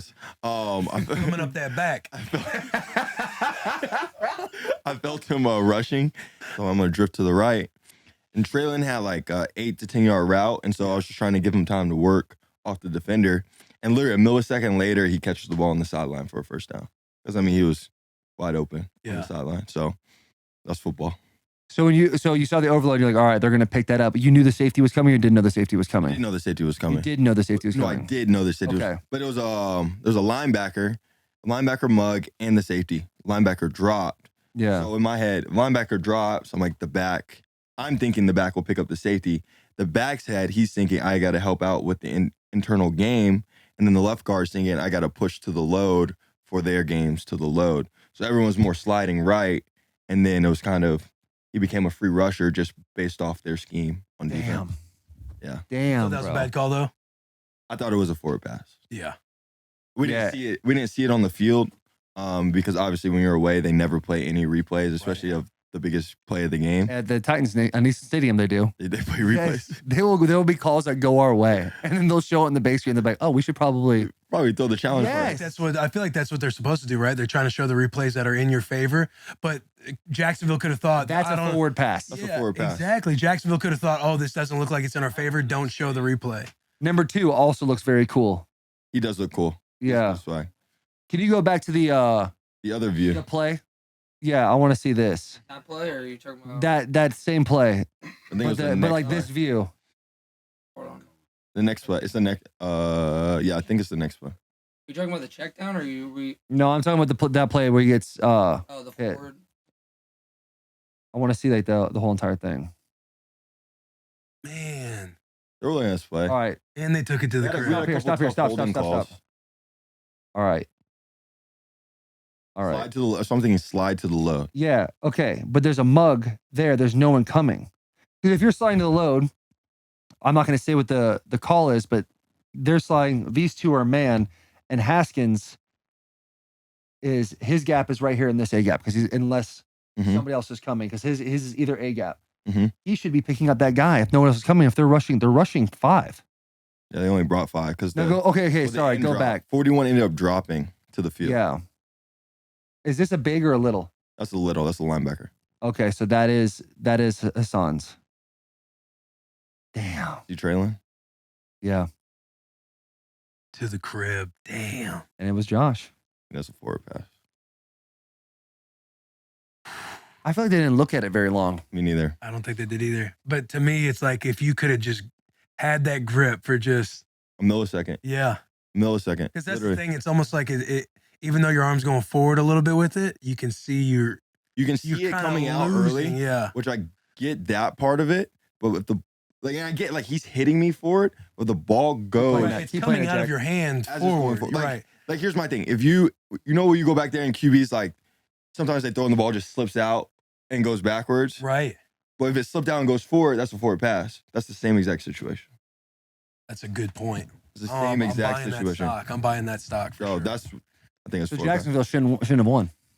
You think then we punt, our defense stops them, we take a knee, we go home. The Titans got cheated out of a division title. We can say, right? Yeah. Go back to that play. The play we were talking about, the sack. What I want to see the down and distance. Third and 5. 3rd and 5. How much time is left? 3 minutes. 3 minutes. We get the first down. 3 minutes in the game? 3 minutes left in the game. That was right afterwards. What's wrong? What you got? They scored. What you got on your mind? Nothing. Just as an armchair quarterbacking in my head right now. 3rd and 5. Go ahead. Defense has been playing well. Yeah. I think why not take a very you could absolutely run it. You could absolutely run in this situation. 3rd and 5? On 3rd and 5 with 2 minutes 51 seconds left of the game, you could run it. You could run it. You could run it to make him burn a timeout. Or you can do a very a quick high percentage throw and hope he gets to the sticks. Right. Because your defense, look at the score. The defense has been playing great all game. And we have the best punter in the league who's going to hit that ball 50, 60 fucking yards. Yeah. You do that, you're talking about a completely different game right now. 3 timeouts on both sides. They'll probably burn one. If you run it, they'll probably burn it to save it before the 2-minute. Yeah. Yeah, that's a good point too. But 3rd and 5, you're still trying to get the first down. You're still trying to get the first down, but you got to go with a super high percentage throw. Then that might have been a high percentage throw. Their scheme beat our scheme in this situation with how they were setting the things. Yeah. Again, it comes down to literally a millisecond. And it's totally different too. If you sit there and let's say we're not sliding to the load and you think, all right, we got 5 guys up basically. Why don't we just mic this guy over the left guard? Now you have 5 on 5. Now Heskin picks up that safety off the edge. Yeah, that's a you can get him. That's a forward pass. That's a forward pass. Play it live. And I get like the rule where they say, all right, let's let it go. That's what I thought. I was like, all right, they'll let it go, and then they'll be like, it was a forward pass. Like if you just saw that. I know, man. You think that's a forward pass. Because again, he's not hitting the ball forward. No. He's hitting my arm. Which is like a 8-9 yard throw. The exact same play. Yeah, because you try to think of another argument for the Titans if you're being biased, and if y'all are playing the Patriots when Tom was there, it's like, oh, obviously they're having bias towards the Patriots. They want them to go to the playoffs. Mm-hmm. Did it? Same play. Go back. No pull up that play. Please pull that. So you talking about the Tuck rule? No way. Hey, yesterday. I want to the way you framed that question, him about the check down. It was a really good job. That was good. Yeah, you did a good. Did you think about that before? Yeah, it was kind of something I was messing with. I was telling Caleb how I wanted to ask a question about the 4th and 12 play. Like, hey, I'm going to give this situation where we're getting a few out. We're going to have a check down, 4th and 12 game on the line. Where are you going with the ball? Yeah. And then he started laughing. Then Caleb was doing what Caleb does. And starts like painting it even more and talks about there's a $40,000 check for everybody on the roster. Waiting to go to the playoffs. You get that extra bonus. Yeah, that's in my face. That's a fucking deal. Yeah. You're thinking, oh fuck, I wanted that check too. Goddamn. Yeah, exactly. I mean, anywhere you slice it, dude, you played well in those 2 games. You played well enough for the Tennessee Titans to win Dallas. I don't know. Like it just didn't go our way that one. They played well too. They played well. They had more talent on the field. Like that is what it is. You kept watching them beat their ass. You gave Tennessee an opportunity to win, and that's all. At the end of the day, as a quarterback, that's what you did. You did a great job, and your second start in the NFL. Yeah, that's incredible. You have everything to be proud of. Appreciate that. Like you can nitpick yourself on the 4th and 13 all day, but really, dude, you are. There's 3 things that can happen when you are a backup thrust into a starting role in the league. You can play so well that this dude needs to be a star in the NFL. You can kind of stay where you're at, or you can play yourself out of the NFL. Yeah, and you are in those top 2. And on drop of the hat, like again, you did that within a week, 10 days notice. Like let's say. I mean, I'm assuming Tannehill's going to be on the roster next year. He's there. You're the number 2. People know Tannehill goes down. Like, oh, we got Josh Dobbs. We're going to be all right. We can go play. We can go. We have an opportunity to win a game. Exactly. With an offseason under his belt. You've leveled yourself up just off of 20 days. For sure. How cool is that? It's more than that. I mean, like, and that was, Taylor's point was like, well, why wouldn't you just go back to Cleveland, like send back to the practice squad? It's like you have to if you're not, especially a quarterback, if you're not drafted in the first round or a team doesn't say, hey, we want you to be our guy and we're going to put you on this field until you are successful to be the guy, you have to look around and say, hey, I have to make an opportunity for myself. And that's what you got to do. And that's what you did. Yeah. Is that how you feel about it too? Like, yeah, for sure. The game gets done, like you're obviously upset. You're like, fuck, man, I would have loved to have gotten in the playoffs. But now you can kind of sit back and look at these last 2 weeks. Like you took advantage of your opportunity. Definitely. See him. And any doubt that might have crept into your mind over the last 6 years of being like, am I a star in this league? Because everybody has self-doubt. Of course. Everybody has that. You have silenced in your own head those critics. That's what you really like. And you affirm to yourself that your process works for you. You know what I mean? That's the biggest thing. Because when you do the process and then there's no result at the end of it, like there's nothing to show for it. You're just sitting there like, okay, yeah, I have some good preseason tape, but a lot of guys have good preseason tape. Mm-hmm. You know, going out and actually playing like in big games, like and playing well, in those moments is completely different than saying, yeah, you played really well in August, against basic cover 4 and cover 3 defenses for 3 weeks, you know? Yeah. So yeah, no, it definitely does feel good to make the most of the situation. Wish I could have made more of the situation, you know, like not throw the check down on 4th and 13. I'm fucking with you on that. So I mean, I'm not, but also did you really tell Traylon to be smart with the ball on that play? For sure. All right. For sure. It's like sure. And again, on him then. you know that you can do it. It's like 6 years is a long time. Not that you doubt yourself, but again, leaning back on conversations with Colt McCoy, he's like, man, because injuries would kind of hurt him to like be a full-time starter because he would get hurt. He's got like an injury history.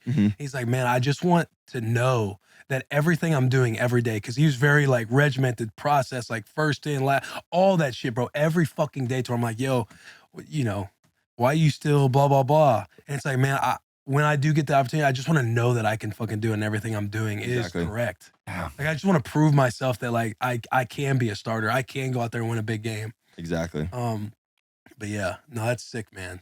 It does suck that it's like the boys don't get to go into the playoffs. Yeah. And also, I didn't get a check either. I would have got a check on IR. You would have got a check. Oh, yeah. I would have got a check. Remember Kyle? Phillips? Yeah. Wanted to pay for his wedding. Oh, yeah. He's like, this check will pay for my wedding. Like, we win this check will pay for my wedding. Yeah. All right, sorry, But there's a Kyle. lot of guys. bad. There's a lot of guys on the Titans roster that I think made themselves money. Like, I think Jordan Roos went out, and I think he played really well. He plays hard. I think Corey Levin went out there and made some money for himself. Like, those are the guys like I've rooted for, but I'm not no lineman, so I don't know if they have. I thought Jordan. I think he's been starting for 5 weeks. I think he played good. Like, not, hey, you did all right, blah, blah, blah. He played good football. A couple you want back here and there, but I think he proved a lot of people wrong. And I think Corey did the same thing because Corey's not the same person. He was drafted. Is he the same draft class as you? 17. Corey's like story is very similar to mine. Yeah, like, we were talking. He's like, I was talking to him on the plane last night. Was that yesterday? 2 days ago? It's all a blur. And he was like, yeah, that was just my 4th start. I'm like, Corey, that was just your 4th start last night? He's like, yeah, that was your 2nd. I was like, that's crazy. Yeah. Corey's the best, isn't he? He is. He's awesome. He's awesome. He's super smart. Yeah, he is. But the way he talks, you're like, is this guy? Words are coming out slower than he's thinking. Oh, dude. He thinks fast and talks slow. Yeah. He is a dude, though. Like, when he got here in 2017, I don't think he was a guy that I perceived as being happy to be on the football team. Like, happy to be in the NFL. I've made it because I'm here right now. Yeah, just thankful for just being in the room. Yeah, and then he got cut. I think he went to the Jets, and then he went to Denver. And we had also the Bears. And the Bears, too, for a hot second. Kind of like really in a big limbo part of his life.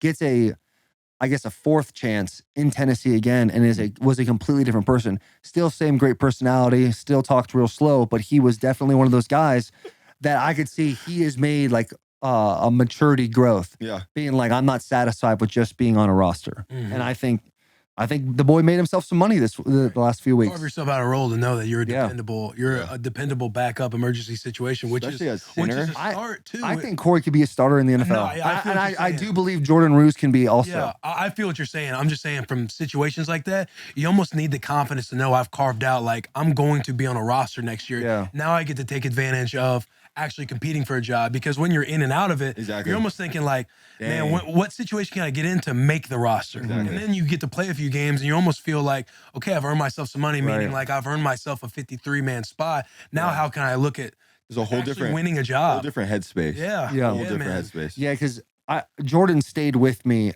His family was in Texas, and during camp when they released the veterans, Jordan's like, I don't want to stay in the hotel. Can I stay at your house? So he did, and we would drive together to practice. We would go. We would constantly talk about like his situation, because he would lean on me, because obviously being somewhere, knowing that I'm going to have a role on this team and what I'm going to be, he would lean on me, and I would just kind of like low-key give him a letter grade every day. I was like, hey, I thought you did this well. Thought you could have done this better, blah, blah, blah. But put a really good camp together. And I think it was really looking because at first it was him, Daniel Munyer, and Corey. And there's always, you know how camp is, there's always like battles within the position group. Correct. And that was his battle per se. Munyer gets hurt in one of the scrimmage practices we have. And I'm hurt for Munyer because that's my boy. But Jordan, he's sad for Munyer too. But at the same time, he's thinking, I got an opportunity. That's one off the list right there. Nate has a couple of things. Corey, he starts feeling more into a center role. So I'm looking at the end of camp thinking, oh, my boy's going to make this team. Like, he's literally willed himself into it. Had a great camp, played hard. I think he had a tough last preseason game, and it was really weighing on him. And then 2 days before the active roster's done, we traded for Dennis Daly. And I think that's the one that took him out of the race because he was a guy for that moment. Yeah. Took him out. And because he asked me, like, what do you think? I'm like, well, I don't know the kid. I don't know Dennis Daly very well. I know him better now, obviously. But I was like, it seems like a tackle. All right. I think that was not. They traded. I thought they were trading for a tackle because there was a whole situation with Dylan Radens. He and Nick were fighting for the tackle spot. Then Nick wins that. I think they're now trying to play Dylan in a inside 3 position, which also puts a little more pressure on Ruse.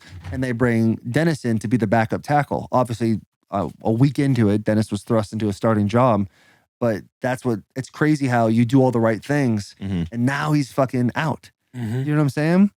And then on the other hand, he sits there, he works hard, gets elevated, sits around for 10 weeks. He's making activated money. He's grinding. Guy's a workhorse. Also, you're a workhorse too. I saw you in that weight room a few times. You were getting after it. Appreciate that. I got my weight on.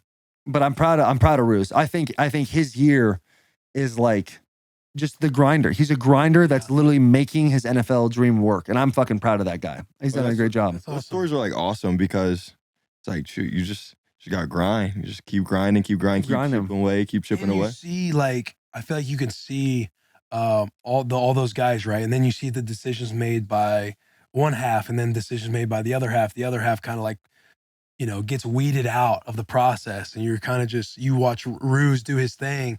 And you're just thinking, man, like, I'm rooting for him because this motherfucker does all things everything right. Right. And then you see some guys play themselves out of the league. He was late to meetings 3 times. He overslept 3 times this year. I will publicly say that. Jordan Ruse. He needs that accountability. Almost everything. Bro. Right? Well, he'll probably, that's going to be tough for him to hear then on a public platform. Yeah, that's going to be tough for him to hear. But I've already said so many nice things. There's got to be something I have to drag him through the mud on. All it takes is one jab and he's flustered. Yeah, it's like the comments on Twitter. Did you see 10 good ones and 1 bad one? That 1 bad one stings way worse. About his chugging ability and he was flustered.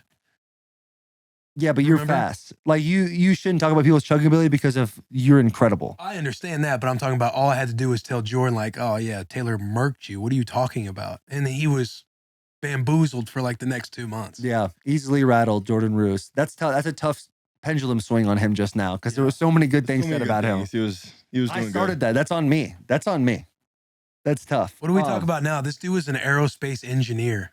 Yeah, That's true? That's true.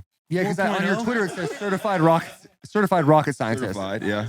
You're a certified rocket scientist. It says on my Twitter. I thought that was the coolest thing. I've changed it when I graduated. It's like certified rocket scientist. Yo, that is insane. It's almost like the default thing you want to be when you grow up when you're just the youngest. Yeah, people like, I want to be a rocket scientist. Yeah, what does that even mean? You scientifically know rockets now? Yeah. Exactly. Like build you a rocket, go to space. General studies major. One of my classes was astronautics, and it was like actually pretty mind blowing because it was literally like space travel. So you're doing it's called like Hohmann transfers and non-Hohmann transfers. So just like talking about like trajectories. What are those 2 words? What do those words mean? Hohmann. Here's my Hohmann first transfer. Non-Hohmann transfer. Sorry, it's just like rockets going to like you're trying to send a rocket from like Earth to Mars, or like Earth to another planet, just like the math and stuff around it. You're gonna love our tier talk. What's that? You'll find out in a little bit. Okay, cool. Yeah, don't worry. It's what you're talking about, but very dumbed down. 8-year-olds are gonna love this part of the show. Perfect. What was your one question gonna be? Is time travel real? So my time traveling piece is it's like time is the 4th dimension in our world. So like you had it. If you're in a two-dimensional world, no one laughed. This is unbelievable. If you're in a 2D world, like if you're 2D world, like a picture book, paper, right? Right, you got 2 dimensions. Yep. The 3rd dimension's time. So it's like the ability. I thought you said the 4th dimension. We're in a 2D world now. We went back. Okay. So like you have a book, it's 2D. Yeah. So the 3rd dimension would be time. So like the ability to like just flip the pages and like go from a different spot in the book. So like in our 3-dimensional world, time is the 4th dimension. So if you could time travel, you have to be 4-dimensional in a 3-dimensional world. Okay, hold on. Yeah, okay. So I understood what you said, kind of. Yeah. But I don't think you answered the question. He said it's time. I don't think time travel is real at the moment because I feel like I saw like one theory is like if time travel is real, like time travel can't be real until the day someone creates a time machine because then you can time travel backwards and forwards to that point. But until someone creates a time machine, you can't time travel to an area of time where there's no time machine. Do you think that potential's out there? I don't know. You ever seen Interstellar? I have seen Interstellar. It's fire. Okay, hold on. So hold on. That's Interstellar. That's literally the 4D shit. Yeah, he's like, before he could just pick where he wanted to go in the 3-dimensional world because he's in the 4th dimension. So if time travel is only real when time travel is made. When there's a time machine made. When there's a time machine made. So if the time machine was made right now and it was right outside this building, and we said, okay, we're going to time travel. We can only travel to the future. We can't travel to the past. Correct. Interesting. You want to know what's based fucking on the crazy? theory I just saw? I don't know if that's true or not. No, we're going to take that as fact right now. You just gave me all the information I now know about time travel. Like that's fucking it. You know what's crazy is like, say the potential to create that is out there. The moment it gets made and you can time travel, our future selves already knew we were going to come up with this. Yeah, because they look at their history books and say, oh, 2022 is when time travel. McConaughey's up behind the library right now, a bookshelf, just yelling, do this, do that. You know what I mean? Yeah. He knows that it's going to come at some point. What massive implications are there on our species, human beings, For with time travel? with time travel being able for the common man to do? Isn't that extremely dangerous? I think so. I don't know. What's your opinion? You're think it'd be certified extremely rocket dangerous? scientist. Yeah. Like, See, time to come correct, brother. Because now we're talking about the butterfly effect. Well, like being a rocket scientist is so funny because That's a great movie. people are like, you got to know everything. Like when you become a rocket scientist, people ask me about everything. Like I don't know everything. I just know like rocket scientist stuff. So like time travel. Oh, I know rocket science. You know, okay. I know Think the you're couple better than us? theories.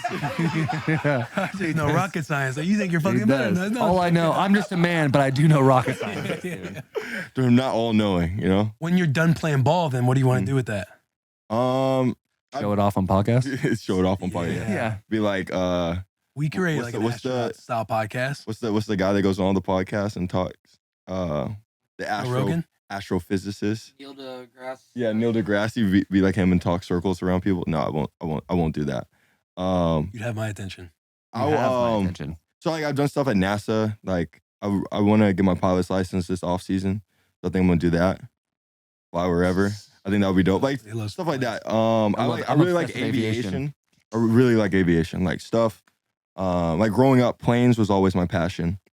I studied aerospace engineering because aeronautical engineering would be just aviation. Aerospace engineering is aviation and space. So you get both just to see the differences. Absolutely. But I really like aviation. I think that would be something really cool to get into. If planes have always been your passion since you were a little kid, why have you waited till now to get your pilot's license? I haven't had any time, honestly. Interesting. So like the last off seasons, like my first off season, I did a externship at Fanatics.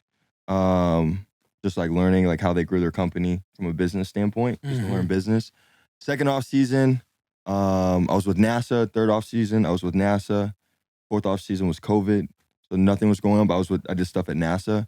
So I just like haven't really like had the time or just been in the physical place to be able to do it. Mhm. So this off season, really like where I got the point. So I got released from Cleveland and I'm going to practice squad, as we all know. And so I was sitting there, I was like, yes, I'm like, I have to learn a playbook and everything, but I also like want to be really productive with my time. I was like, what would be something like cool to like set myself up for the off season? So I started taking the pilot's class. I was like, I'm gonna get my pilot's license. So I started taking the class and stuff. So I was doing that like in my free time. And then obviously since I got here, I haven't looked at it once because I had to, play. But yeah, so I kind of like saw that. I was like, yeah, I want to do that this off season. So I'm gonna do it. There you go. And that fires me up. Do you know what plane you want to fly in? So I'm gonna do it with Cirrus over in Knoxville. Yeah. They make a lot of single engine jets and planes. So I want to fly in one of their jets. So I'll probably train in. You want to train in a jet? No, excuse me, one of their planes. I'm not gonna get Yeah, my jet license. That takes like a lot of That's hours. time. That's a lot of That's hours. like the fourth license down. Yeah, exactly. I'm gonna Yeah. do like the 40-hour one where it's like 21 days Yeah. of like hard training. That'd be awesome. You can just go fly wherever. That'd be awesome. Are you an instrument as well? Probably Yeah. in time if I have enough time to do it. But Man, that is sick. Because Cirrus is like the new coming of age single prop planes. yeah, They have the thing called SR-22.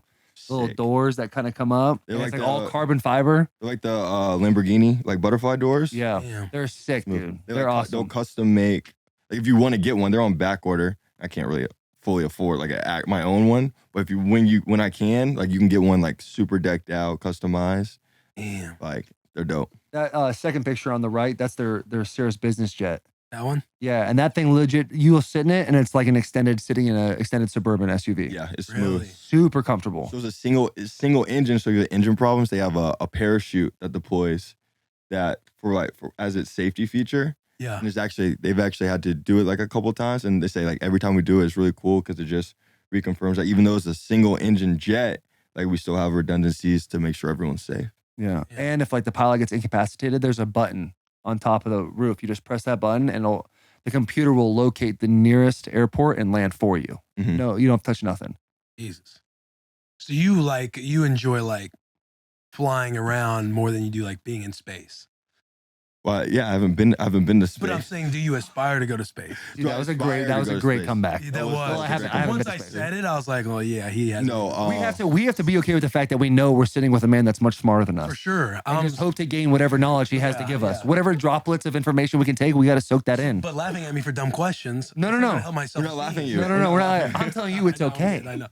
No, so I want to go to space. I would say I've thought about it. So every time I go to NASA, the first thing they ask me is like, "So when are you gonna start astronaut training?" I'm like, "Dang, you guys are like really serious about this." Like they had me do a whole promo for them for getting people to sign up to really? be astronauts and everything. So they're really like the Bob Cabana.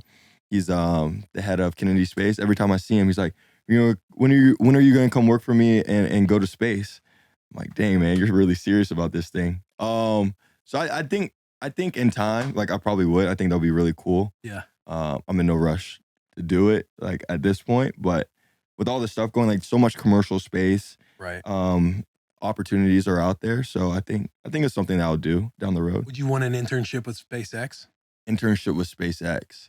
So you shadow Elon Musk? Elon Musk. I would want to go see what they do because like just so they have a big site down at NASA in Florida. Mm-hmm. And they say like just talking with the NASA people, like those SpaceX engineers work around the clock. So I went over there, and so they have one of the launch pads. They have 2 launch pads down there. So when they saw their launch pads, and they have their landing zone where they land their rockets like at the space station after they detach. And so just like I've been around them, like I've seen their operation, and those people work like around the clock. I guess like what they've done for the space industry, they've changed the game just because of how often, like how much they work, like how many strides they take forward in shortest amount of time, how many rockets they launch. When they launch a rocket like every week, and then they land it and reuse it and then launch it again, is crazy. Damn. Recycling. You think Elon Musk is the answer? So I think For Twitter. for Twitter. I don't want to get kicked off Twitter. That's a hot button. I just wanted to ask that question so that way we had it for whatever clip we want to make. Just in case. I think Gotcha. exactly. I mean, he's changing the game. Like, yeah, I think so. Yeah. Do you think he could easily become a villain? Do I think he could become? I mean, I think he has the power to. I don't think he would, because everything that he's done, literally has helped civilization like work smoother. Like That's how it starts. Starlink, they're launching Wi-Fi for literally anywhere in the world. You can have Wi-Fi. Yeah. Tesla, we know what Tesla's doing with electric cars. You know, and he's like all the strides that NASA will make to go to the moon, go to Mars, happen because they have companies like SpaceX pushing the envelope on everything that they're doing. So That's a rocket scientist answer. That's right. So obviously, I don't think you're gonna have the answer, and if you do, I can't wait. What is the future for space travel for the general population? So Phenomenal question. that's a great question. So All right, okay, boys, I He appreciate might be it. running for president one day. Yeah, I would say like in the mayor of Nashville.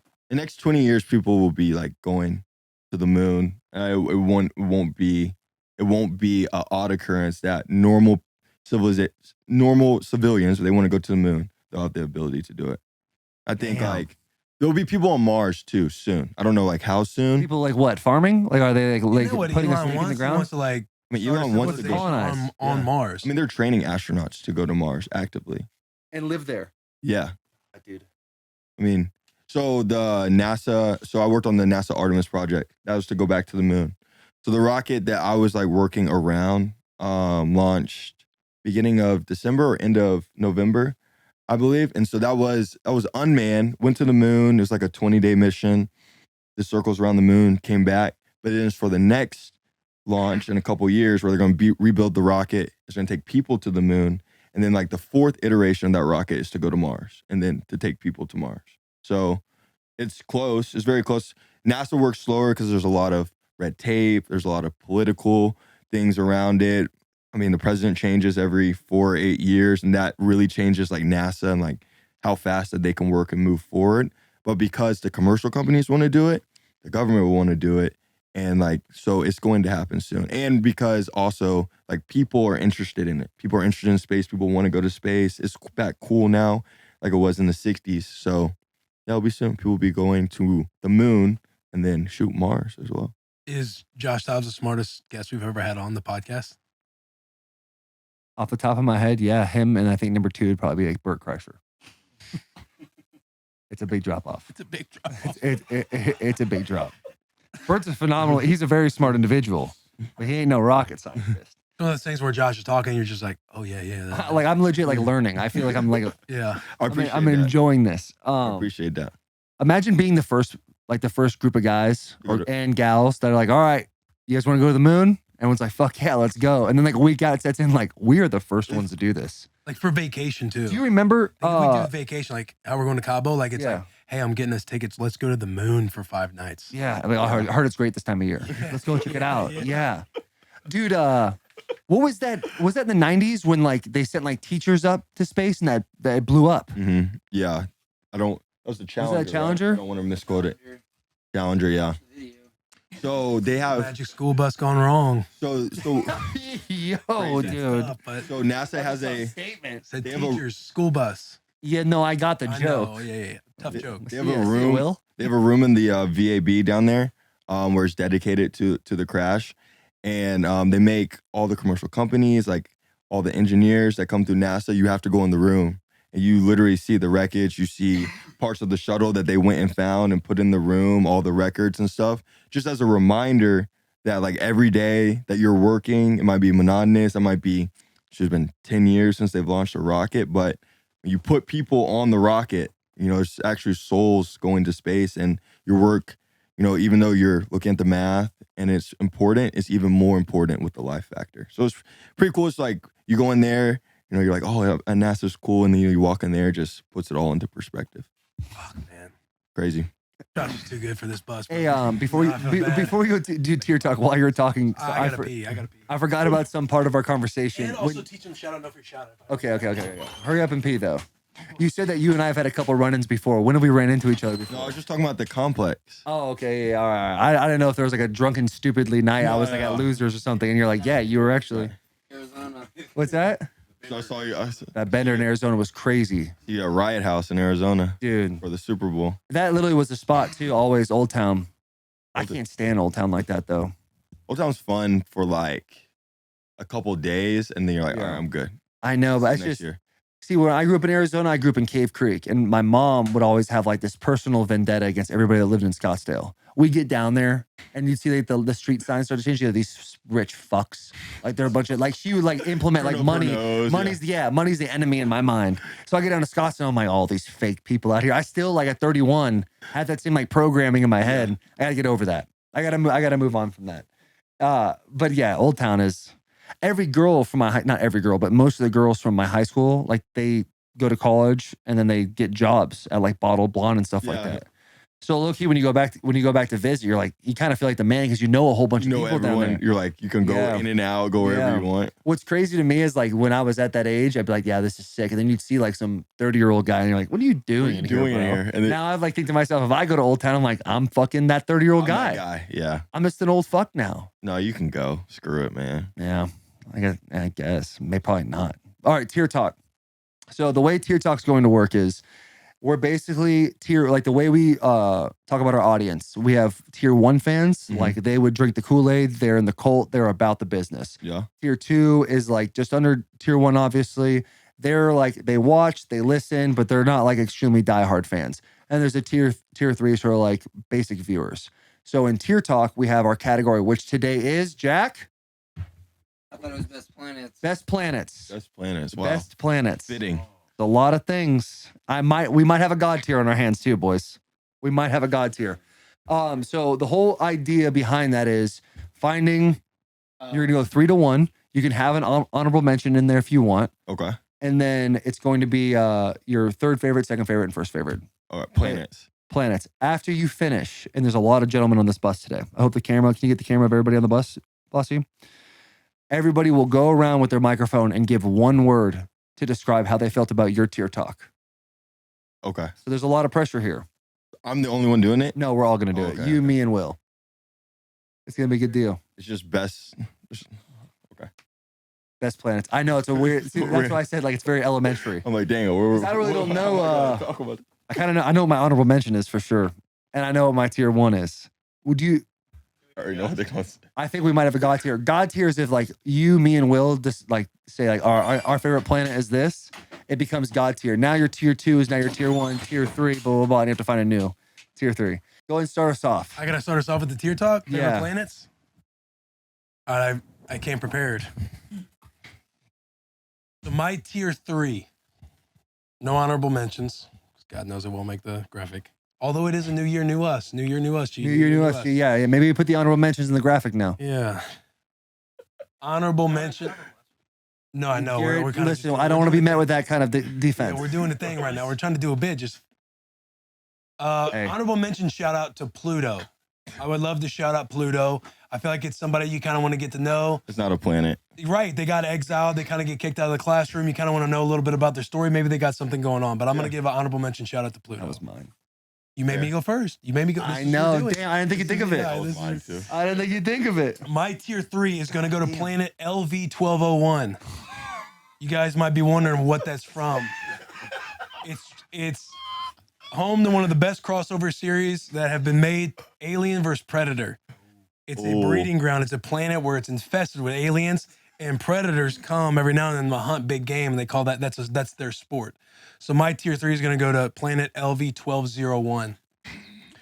My tier 2, the year of getting jacked, 2023. My tier 2 goes to Planet Fitness. It's all about making gains in 2023, boys, and getting jacked and getting sculpted is one of them. My tier 2 is Planet Fitness. My tier 1 is true and dear to my heart. It's a shout out. It's a tip of the cap to a Star Wars. Dagobah. Is it Dagobah or Dagobah? Dagobah. There we go. Obviously, it's true and dear to my heart. I can't always pronounce the words correctly. I'm not on that Alpha Brain Black Label right now. But that's where Yoda lived in exile after the third Star Wars in the series. In the Swampy Forest? In the Swampy Forest. Gotcha. And brought the Jedi hope back by training Luke Skywalker and teaching him the ways of the Force. A lot of law of attraction, biblical, foundational teachings and philosophies come out of that movie. And it started on Dagobah. Nice. So that's my tier 1. That rounds out my list of favorite planets. That was pretty good. You're kind of thinking about the planets now, ain't you? Yeah. No. My list is a little different. Boy. All right, one word. Bloss? Go elite. Thank you, Bloss. Nice. Fictional. All right. Hilarious. I love it. Wrong. He gets it. He knows. He understands the Solid. assignment. I'm up. What's your word to describe my tier talk? Solid. Just okay. It's the first word that hit my head. Imaginative. Thank you. Good word. Do I get to ask Thomas why he's a fucking hater? Yeah. Ask him. I only get one word to respond. Well, now you can describe it. Yeah. What's up with the hate? Describe it. Dagobah? You know, I wasn't thinking in the confines. I was thinking in the confines of our 8 planets in reality. Mm-hmm. You know, not necessarily businesses or fake planets. Okay. So I mean, I guess it's not no hate Gotta because I expand your love mind. Dagobah. I'm a big Star Wars guy. It sounds like Thomas is really just fallen into a lack of imagination. You Yeah, forgot that's the right. child in you. Yeah, I'm a total serious guy. There's nothing in me that jokes. Your beanie says it all. Yeah.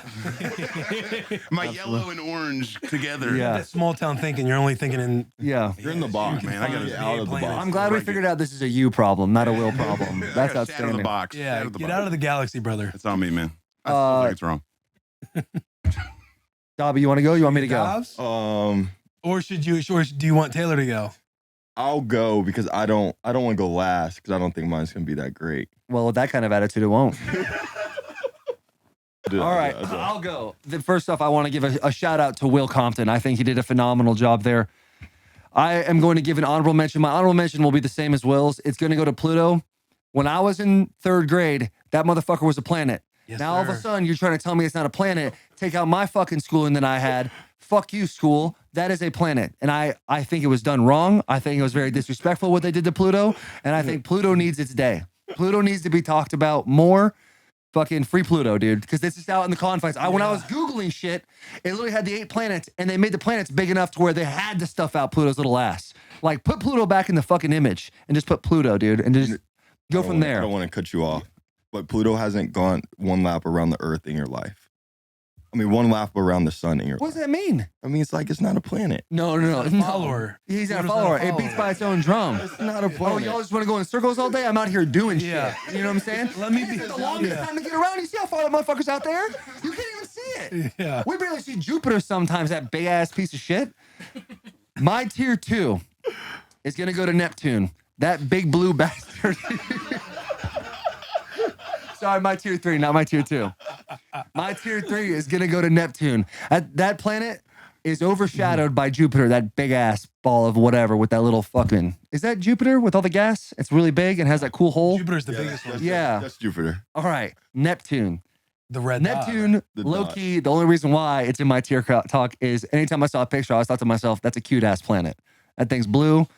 It's beautiful, You have a and I crush on love it. Neptune? I like Neptune, dude. I like Neptune a lot. Passion by that Neptune. Yeah. My tier 2 is Uranus. And you can probably pick together why I thought tier 2 should be Uranus, dude, because You like anal? I think it's somewhere we all want to be. We all want to be in Uranus, Will. Because you like fingering dudes. Dude, what are you talking about? Yeah. Oh, you do something twice, dude, and all of a sudden you're a bad guy. Why? What do you mean, dude? What do you mean, bro? I'm a bad dude, because I like whatever. I fuck with Uranus, dude. I mess with Uranus. And my tier 1, salute to the earth, dude. You got water, you got gravel, you got that good ass oxygen. People can breathe wherever they want around there. People are bitching about the trees and stuff too, bro. We're the only place that you can just get out and go and be all right without a dumbass mask on you. Be grateful. Yeah, we could probably save more trees. Plant a couple, dude. We should do that this year for 2023. Not only get jacked, but plant a couple trees. Help out this beautiful earth. That is my tier Help talk. the earth get jacked. Help the earth get jacked, dude. Help the earth get jacked. I will, before you guys do your one word, I didn't like that I was interrupted multiple times.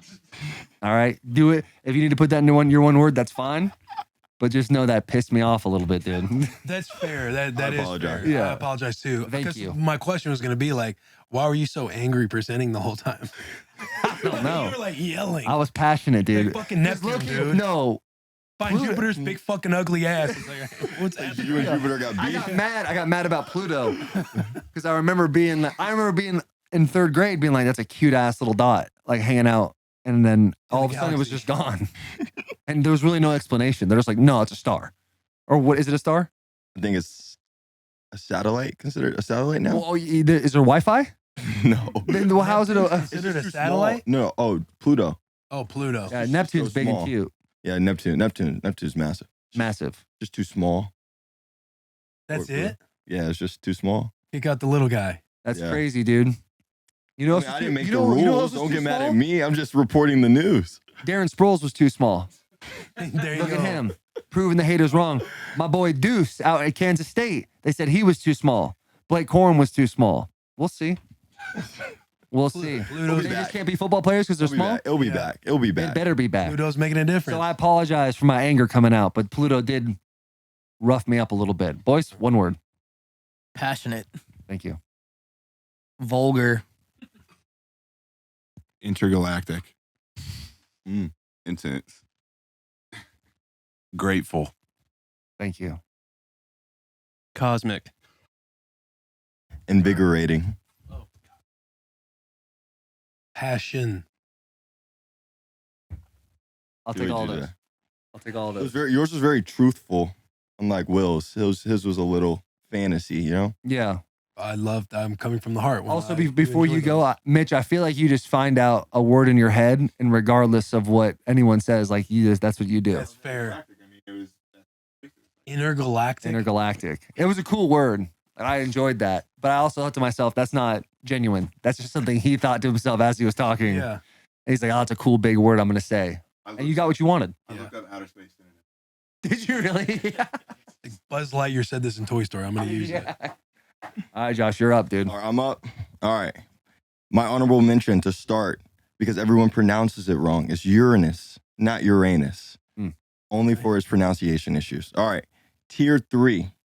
Tier 3 will start with Venus. It's Earth's evil twin.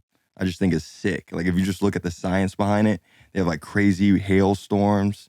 It's just an intense planet. My tier 2 is Mars, because it's the future of human civilization. Is where we're going next. And my tier 1 is Earth, just like Taylor. Just thankful to be here. Why is Earth and Venus, why are they considered twins? Because they're like Can we live on Venus? They're the same size, same mass, but like everything Earth has, like oxygen and nitrogen, like Venus has the exact opposite. So no, we can't live. What's the opposite of, for those the people that don't know? It'll be like, I think it's Oxygen, like nitrogen. it's like very high. I think like carbon dioxide. I don't know all the science behind it. I learned it one time. I was like, oh, that sounds pretty cool. Yeah, I And just then- love the fact that you asked the question because you're like, I'm sure people out there like we're all in class right now. Yeah. I'm sure somebody else in the Let's go class through a had this lesson question. plan. Yeah. Why can't we live on Also- Venus? Hey, when you just coughed, you coughed all over me. Like Did I? spit in my arm. I'm sorry. I don't think okay. I got. I don't It's think I all got right. anything. All right, one word. Bloss. Knowledge. Mm. Stellar. Here we go. Here comes Straightforward. Oh, Is you that dumb 2 words? That's now. a hyphen. hyphenated. We do hyphenated words here. Okay. Yeah. Malone says no. Educated. You better not say it again. Smart. Educate. Educated. Yeah. Scientific. Thanks, Malone. Hyphen. Milky Way. Mm. Yes. Yeah. Hyphen. We're putting a hyphen in there. Informative. Thank you. That was good, dude. That was good. Should we include them on Shout Out No Free Shout Out? Yeah, if we want to. Are you familiar with Shout Out No Free Shout Out? What's that? So you've never watched an episode? I've watched it. I haven't watched a full episode. Yeah. You just watch the clips. Yeah. Very tier 3 of you. We have a lot. We have a big tier 3 fan base. Okay, so shout out, no free shout out is our favorite segment of the week. The way we phrase shout out, no free shout out is on this podcast. We're not going to shout you off. We're not going to shout you out. You gotta pay to play Yeah. in this game. This is our opportunity to dish out a couple of shout outs to those small little things in life that maybe are overlooked or underappreciated. Okay. So we will all go first, and then you may have the floor if you would like to. Okay. Bloss. Just us? Yeah. All right, do you want to go first or you want me to go first? I have mine. Go ahead. It happened this morning. Oh. My Shout Out No Free Shout Out goes to. I forgot how I'm going to You want me to? You go. My shout out, no free shout out, goes to when you're at the cash register and you're speaking to somebody and they look at you and they say, all right, that'll be however much money, $12.49. And you put your credit card in and then they take that little white thing and they spin it back to them and they don't give themselves a tip because they realize they turn it too fast and they press no tip. They were the bad guy for themselves. They took that extra initiative. Yeah. And so you kind of walk away being like, damn, they actually deserve a tip now for not taking a tip for themselves. But the integrity of that individual, wow, that's incredible. A good shout out. Thank you. I thought about that on this bus. My Shout Out No Free Shout Out goes to Love at First Taste. When you get that, when you take whether it's a swig, have that first bite, and you get that electric shock down both your jaws that you just tasted something nice. dude. It goes out to that little subtle difference it makes in your day. Because when you taste something, it was after a hard workout. I took a drink of that drink you put me on. Yeah, Celsius. Celsius, those Celsius drinks. I took the little peach flavored, and it rocked my jaw, dude. And I was like, dude, I'm in heaven. Yeah. I'm glad to be out of this workout and sipping some liquid with the boys. So my shout out, no free shout out goes to Love at First Taste. Yeah, that was a good one, dude. That was really good. That Falling was down really the hill good. there at the end, but I was tripping a little bit, but I caught myself. All right, Josh, you want to give one? Liquid. Yeah, I'll give one. My shout out, no free shout out. That's what I say. Yeah. All right, my shout out, no free shout out goes to sleeping in your own bed. You know, when you're traveling on the road, when you haven't been home for a long time, just the first time you're able to look at your bed, jump in it, and sleep in it, just that sensation of being home. Yes. That's a good. one, That's a dude. good shout out. No, Because them covers will touch you nice, bro. And the next They really minute, do. They the caress you. Yeah, then you're rocked up next second. You don't know what to do. You're like, am I going to go to bed right now? Am I going to finish this boy off? Yeah. Let them know what's what. You start like straightening your legs and stiffening your legs. And you're like, Yeah. oh, God, this thing is touching me. And right, he's dude. like, "What are we doing?" And he kind of Yeah. comes out the sheet, yeah. right at you. Yeah, dude. Nothing like jerking off in your own So bed. what's the That was show I'm Josh watching Dobbs. like? Shout out. That was Josh Dobbs. Is jerking off in your own bed. Josh Dobbs. My soundbite. There is a nice little deal when you get in like from the opposite. Like you get in a hotel room, you lock that door, and the night is over. You don't even have to lock And you it. take but that yeah, generic that's ass a lot. little watery ass lotion. You're like, you're about to have hell. You look down at your little buddy and you go, you know what's up. Yeah. See, I'm lazy though. I don't think lotion. Like I want my hands to kind of stay dry, so I just get that rag. Really? Yeah, I'm rag. I'm straight. Yeah. No, I think that little water lotion needs to catch Then you hands gotta- when I'm in a hotel Then room. you got to get up and go wash your hands after. Nah, I don't. You know, you just wipe it with the same. Yeah, I kind of give little that. You rag. know when you have the rag and you have like that hard streak after, like you gotta like you're taking off a layer of skin with that rag, and the next day you wake up and you're like, the scent is still there. Which is nice. Yeah, it's just like, It's yeah. all right. Like the best scent you can probably get is like eucalyptus or lavender, but usually it's that plain Jane. Like there's lotion there, Yeah. but then you think to yourself, are people gonna realize this lotion's only on one hand? Yeah, You know what I'm true. saying? I got after it last week with some conditioner. Oh, Yeah. Matter of fact, it was Duke Cannon. yeah. It was their conditioner. Yeah.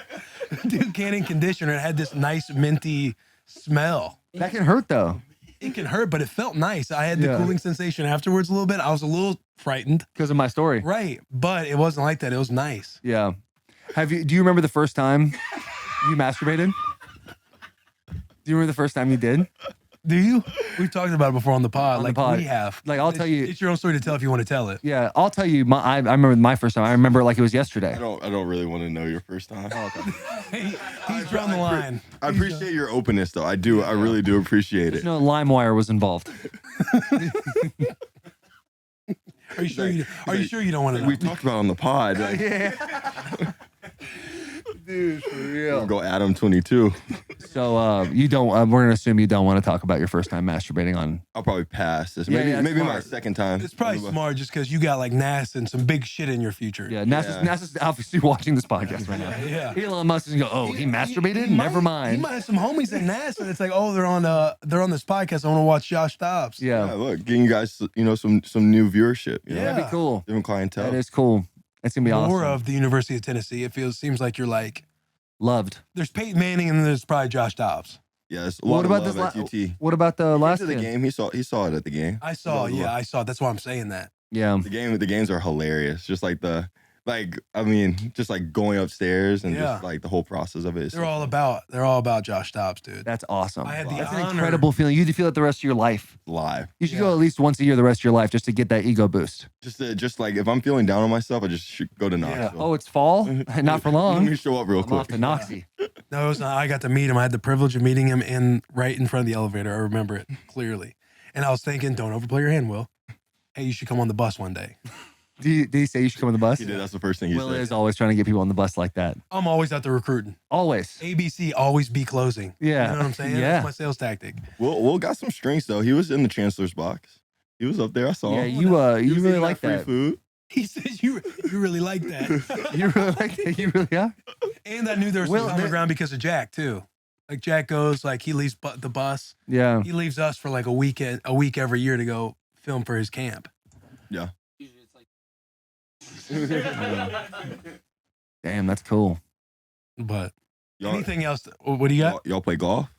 I like to try it. I like to smoke cigars and play music and have a good time. I mean, it's just open bar at the golf course, basically. So you guys got to come play in the golf tournament this year. You have a golf tournament? Yeah, in Knoxville. That's what he's saying. Chase Rice. Chase Rice. Chase Rice. Horny So Chase I Rice came.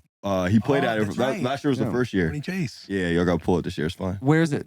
It's at Tennessee National, just right outside of Knoxville, like on the weekend of the spring game. So all the VFLs come back and play in it. Hmm. Hey, you see this? What weekend is that? It is the I love how third he did weekend it of with us. April.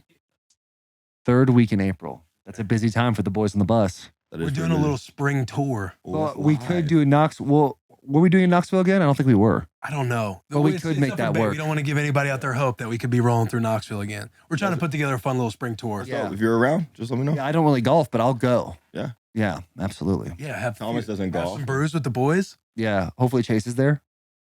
Get him back. Yeah. Chase, have fun. He won't play again. No. He's out there chasing. Did we ask all of our questions? Is there Anybody any else? questions from Jack, Tennessee fan? I mean, I know Josh. So I mean, Anything that you're Anything listening you would ask to, as a fan, not as a Right, friend. Right. That you're Like, what was listening your most to, it's like- memorable moment as a volunteer? I wanted him to walk through the most iconic play from his career at Tennessee, which was the Georgia Hail Mary. 'Cause Hell as yeah. Tennessee fans, it was like not just the play itself or the game, but we had a string of weeks where was that the first time we beat Florida the week before in 11 Florida week years? before. And, Yeah. crazy game. Came back, win against Florida, and then the Hail Mary that Josh threw to Juwan. I don't know. I thought that was cool, but that's not really like necessarily a question. You did it. You just did You it. Now did it. tee it You up. just Tee it did up. it. Finish it Put up. a question mark at the end of that. How monumental was that for not only your college career, but confidence moving forward going into the NFL? Well, that was a good way to round That that, was a good off. one. That was good. That was a nice Maybe question, that's the Jack. best question of the day. Snaps for Jack. Yeah. Yeah. No, it was live. So I grew up in Alpharetta, Georgia, so just outside of Atlanta. I wasn't really recruited by Georgia, but I never wanted to go to Georgia. But I just had beef because I never really liked Georgia. So I was like senior year on the road at Georgia. We're like going back and forth the whole game, but then you're like, oh, I don't want to lose to Georgia. Like I beat them last year, we got to beat them again. And they threw like a Hail Mary-ish play like right before it. So there was like 15 seconds left. They just burned their last time out. I was literally standing next to Malone. They're on like the 47-yard line, but they have to score a touchdown. Me and Malone are like, oh yeah, we won. Like we're about to get on the plane, get back to Knoxville. It's live. We just won at Georgia. And then the next play, they throw a whole shot down the sideline. Dude catches it in stride, and we literally look at each other like, no way. So they score. With how much time left? There's 11 seconds left on the clock. Oh shit. But What's the listen to this. A dude from their sideline runs on the field, no helmet. 15-yard penalty. And he's from Nashville. That's why it was funny. He wanted to go to Tennessee. Didn't come.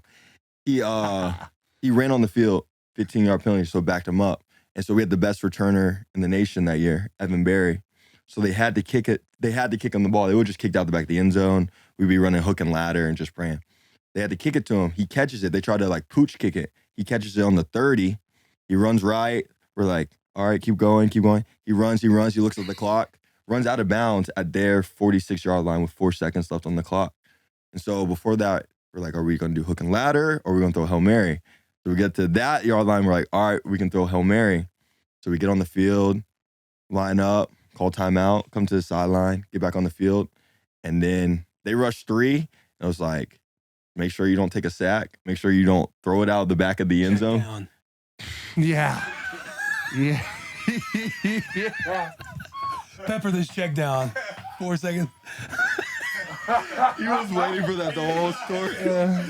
The whole story. I thought of it once you said don't take a sack. I'm like, oh, he's going to, and then you kind of smiled. I'm thinking like, oh shit, yeah. I'm gonna get him. I'm gonna get him. Yeah, that was a good one. Just rub it in my face. Kick me while I'm down. Check down. Check down. No, I just threw it to Jawan, and he did the hard part. Bomb. Threw a bomb. And when he caught it, So you're like, it's fucking up. You're probably was just live. sprinting down. So when he caught it, Is this the play? This is Yeah, the this play. is the play. so when he caught it, I literally remember seeing him like catch it right here, and then it was like all hell broke loose.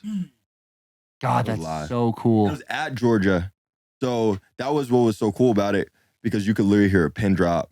And then they put all the Tennessee fans like up in the rafters at the top of the stadium. And it's just like they're just going crazy. The band is like at the top of the stadium too, playing Rocky Top. And then like Sea of Red, silence. God. Live. That is Hey, that's sick, man. fucking I tell you, cool. Tennessee does have one of the best fan bases. They really They do. do. They roll so deep. They do. What a bomb, too. No, everybody in the defense, everybody fucking jumping for the ball and shit. Well, I man, know that defensive coaches were just. I was trying to find the play that set it up because literally Georgia threw like a 40-yard bomb with 12 seconds prior to this play. We were up 4 points, it was for them and they were going to win. and then they basically just beat us, and everyone's like, no fucking So way. we're 4-0, undefeated. And they threw it. And I forget who said it. Someone goes, "Damn, they about to party their butts off tonight." Yeah. It was like electric in the stadium. It got rowdy, but then we were able to come back and Who's do head that thing. coach? Coach It was Jones. Butch at the Coach time. Jones. Which Jones? Where's he at now? He's at Arkansas State. Oh, damn. That's tough. Yeah, Good dude. good dude. Yeah. Really good dude. You play with some good players. I saw Kamara on there. Yeah. That's a Yeah. Do you feel like testament to Kamara's the Josh most Dobbs. underutilized college football player of all time? Yeah, but like we had Jalen Hurd too. The most underutilized college football player of all time. 'Cause you see what he's doing in the league. He's going crazy. Well, you got to think we had Jalen Hurd too. Jalen Hurd was a 1,000-yard rusher as a freshman and sophomore, and then Alvin got there too. So, and then once Jalen got hurt, Alvin obviously started going off. But like he was already going off. He just like we would give the ball to Jalen a little bit more than we gave it to Alvin. So, I mean, obviously at hindsight, you're like, man, this dude's amazing. He's like one of the best running backs in the league. Wish we could have used him more in college, but like at the time, you thought we were utilizing people the best we could, you know? Yeah. Damn. Now I'm thinking, I'm like, fuck, I don't want to keep on here that much longer. But I am curious. There's a couple players that I'm thinking of that you play with on the Steelers. The Pouncey. Love Pouncey? Pouncey's. Pouncey's So I've heard nothing but like dope. insane things about the way he is as a leader. Yeah. And then also it seems like you got to play with Antonio Brown. I would love That was to. with AB. Yeah, what'd you think of AB? Like playing with them on the black and yellow, Yeah, so black and gold. I don't want to butcher. I think No, it's shout out Pittsburgh black Nation. and yellow. Yeah, black and yellow. Black and yellow. Yeah. Hey, Um, I just got a text from Dennis Kelly. Todd Downing and Keith Carter were fired. I haven't seen anything, so that might be That might be privileged information. Right breaking now. information, but that was from Dennis Kelly. Oh, really? Yeah, if it was from Dennis, and that means it's probably out Keith there. Carter. The old line coach. that's crazy. Wow. What's the reaction? My reaction. Keith Carter and Todd Downing just got fired. Real time. We just saw right now. What's your reaction to that? I don't think you can say that. We got a video. Wow. We got a video. Oh, my phone's out there. You got the video? We'll show you. We'll Coach show you Midget, after. that's his name, not, and then Keith Carter and Todd Downing.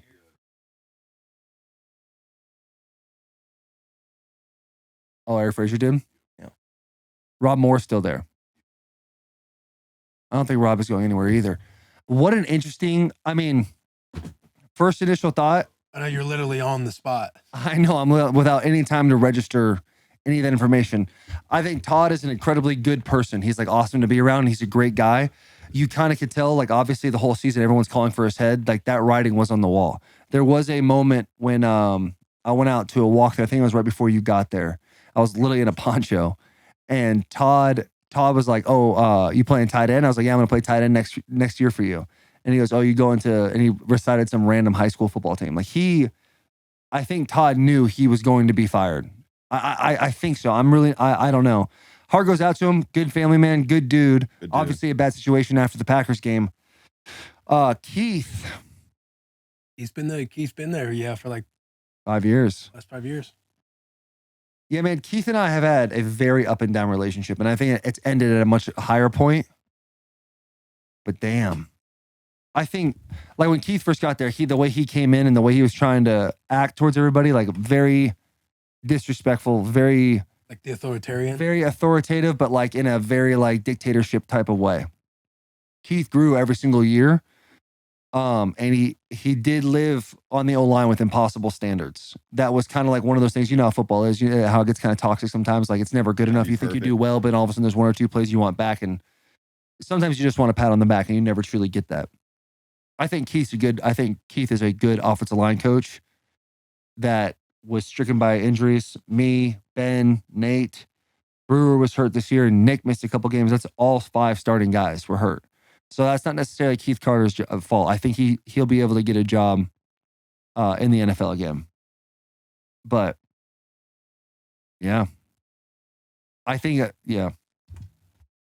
I mean, I don't want to say like anything disrespectful, Right.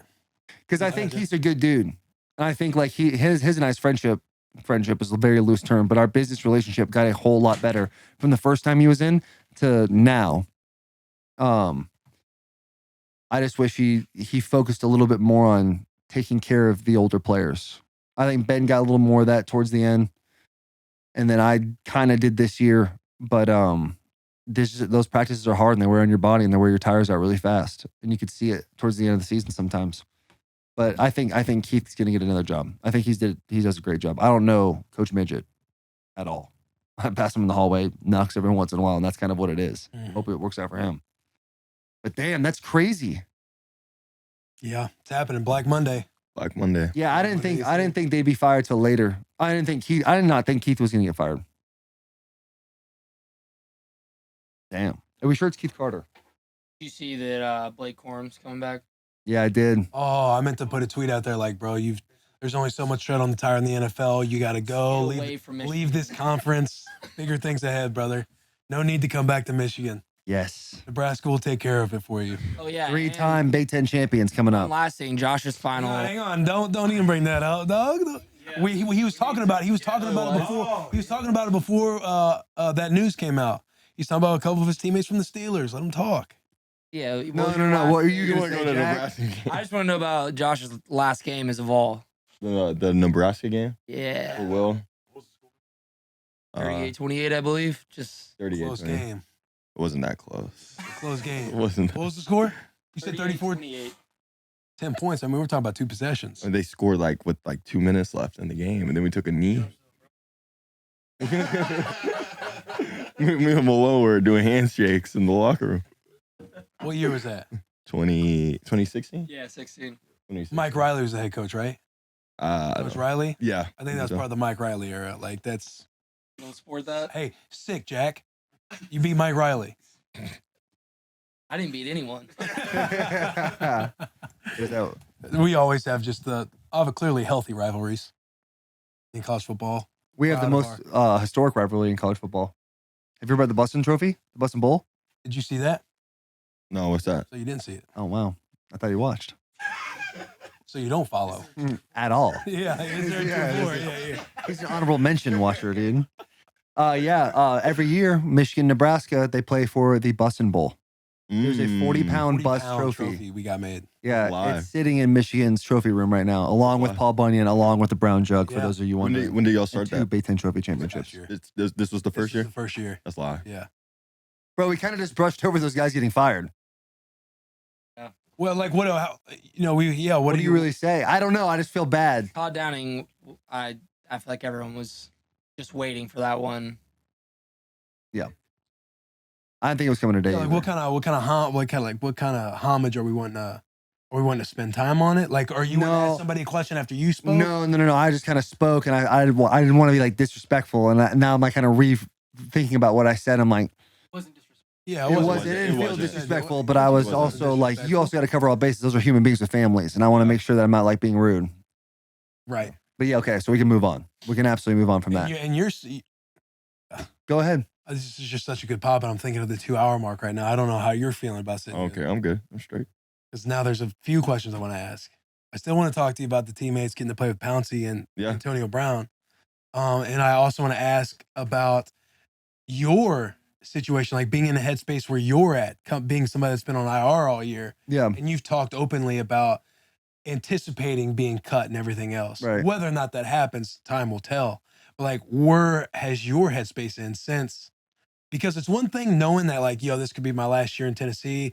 I could probably get cut. Like, we're in the season. The minute the game ends on Saturday, it's a different vibe. Because even I don't even play in IFL, so I'm like, damn, it's just over for the boys. Now it's off-season mode. Yeah. Like, it's definitely gotten more real. I feel like it had to have gotten more real for you. It's gotten way more real for me because it's like, we talk about it all the time. Like, me saying I'm going to get cut is like my weird, like, subconscious, like, egotistical way of being like, I know I'm going to get got. And so I don't want people to think like I'm just getting blindsided here. Like, I know like the writing's on the wall for me. So I keep vocalizing it. One, because that's like kind of how I process things, but also like in a weird way, it's like me getting ahead of it, you know? Mm-hmm. And once that game ended on that check down, I literally thought to myself, like, damn, it really is over. Like, this is probably the last time I will ever be on, you'll see the name Taylor Lewan on a Tennessee Titan roster, even though it was on IR this year. And so that like definitely, like Saturday, I told you I saw Taylor like after the game. I was like, hey, we don't talk about this now, but like I feel weird right now. I feel like right. Not like I would say emotion. I think emotion's going to come when that time happens. And I had a conversation with Ryan Cowden today, and I walked in his office. I love Ryan. I think Ryan's a great dude. I have no idea how good of a GM he would be. John wanted him there. I think there's nothing he could have shown in these last 7 weeks being the GM. It's kind of like he brought you in, did a great job. Yeah. You know, like that's huge. But like, where are they going? What's their process? I hope he does get the job because the person he is, and I know he does things a little bit differently. But I walked into his office and I was like, I know, because I've gained a relationship with him. I was like, I know you're going to cut me, and I know that's going to happen. And just know when you make that phone call, and it's going to be difficult for you to pick up that phone because of our relationship. No, I'm not going to take this personally. Like, I understand the business, and I'm not going to think this is you cutting me. I think this is the Tennessee Titans cutting me. And we had a fantastic, like 15, 20 minute long conversation about other things too. But it is just, it's just wild. Like I've never been cut before, and I've never like had to feel that. And I know sitting in the team room with Vrabel, he always talks about guys like, oh, so-and-so, how many times you been cut? And they're like, 7. And other guys are like 10 or whatever.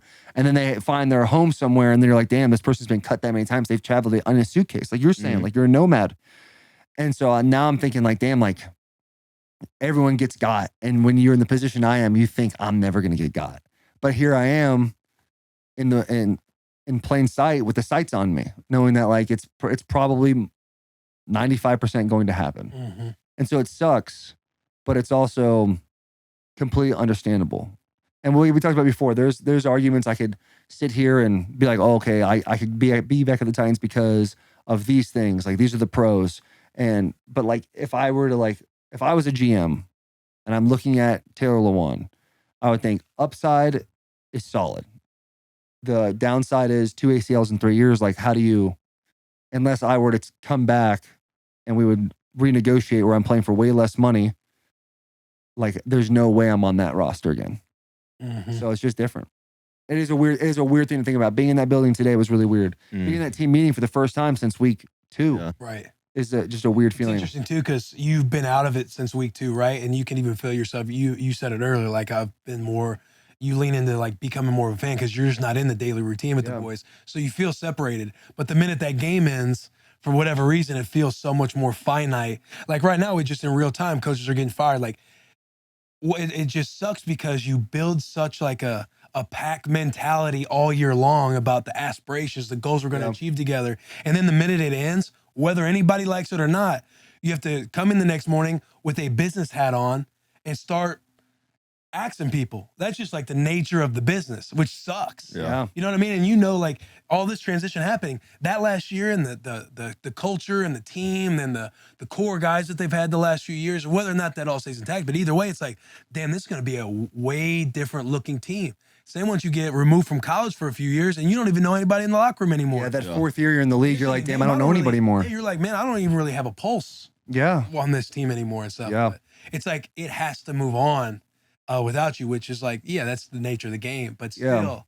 it's like acknowledging that, like when that last play happened, it's like we were sitting there talking about it in real time. It's like, man, it just sucks that the boys, like tomorrow's gonna be that trash bag day. Everybody's gonna come in. That's the worst I day. kind of see on Taylor's face a little bit. I'm like, man, if I'm feeling something, I can only imagine. Like, I'm sure he's feeling that shit too. Whether or not you've been on IR all year, so like, damn, this year, this page is actually gonna have to actually turn now versus talking about it all year long and anticipating it.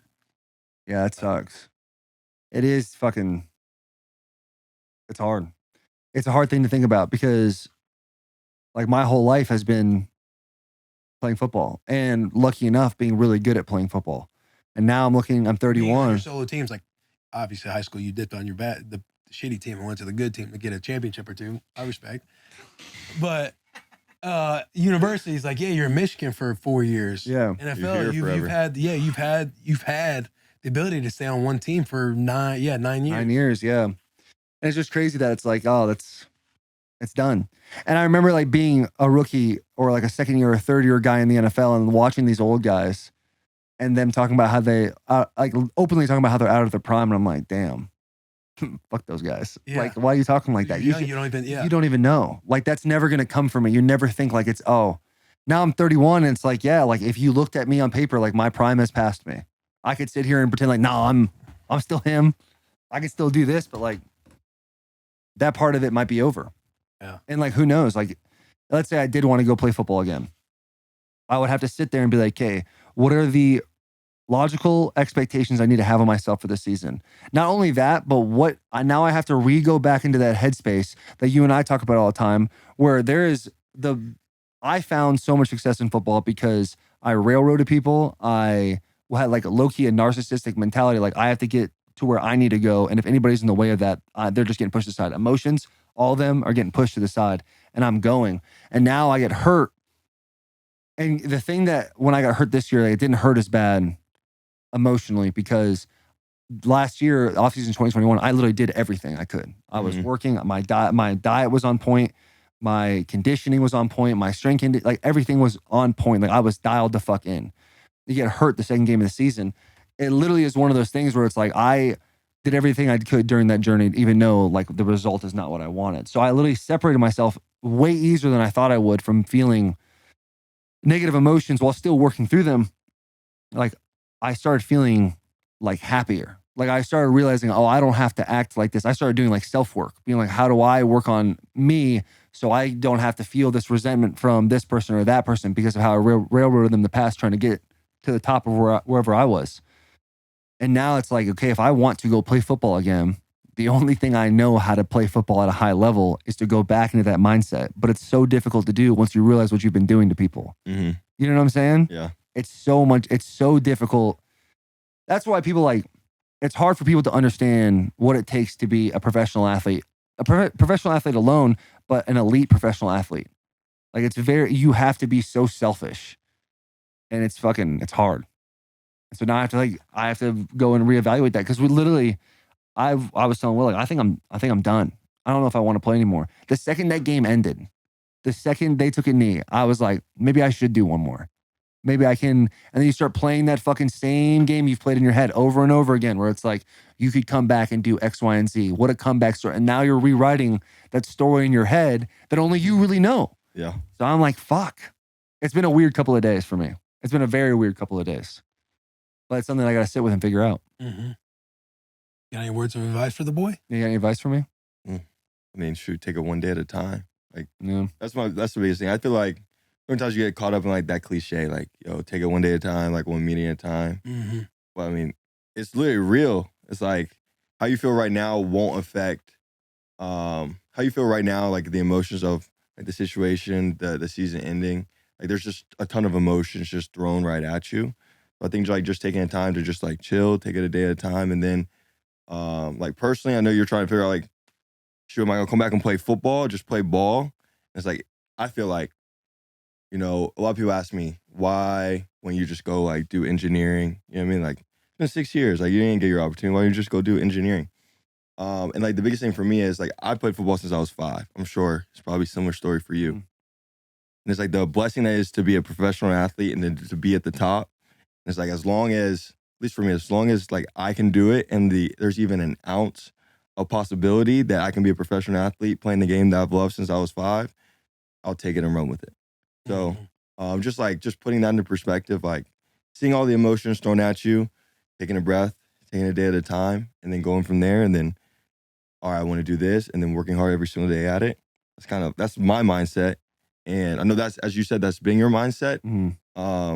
Just because you've recognized you're in a different headspace doesn't mean you can't be that same player in a different headspace. Yeah. Or it also doesn't mean too, like, and I'm not like trying to speak for you or nothing like that, but I'm saying, even for me, if you decide like one day you wake up and just decide like, man, I'm not as interested, like that's all obviously all right too. For sure, yeah. And if you're, because I've always, it's always a tough thing about getting out of it is there's people like there were always, like family members or people in your close circle that, they think like you need to be putting more focus in the football versus like, for me, it's like doing more of this stuff. Like, hey, why aren't you trying to be in a training camp and stuff like that?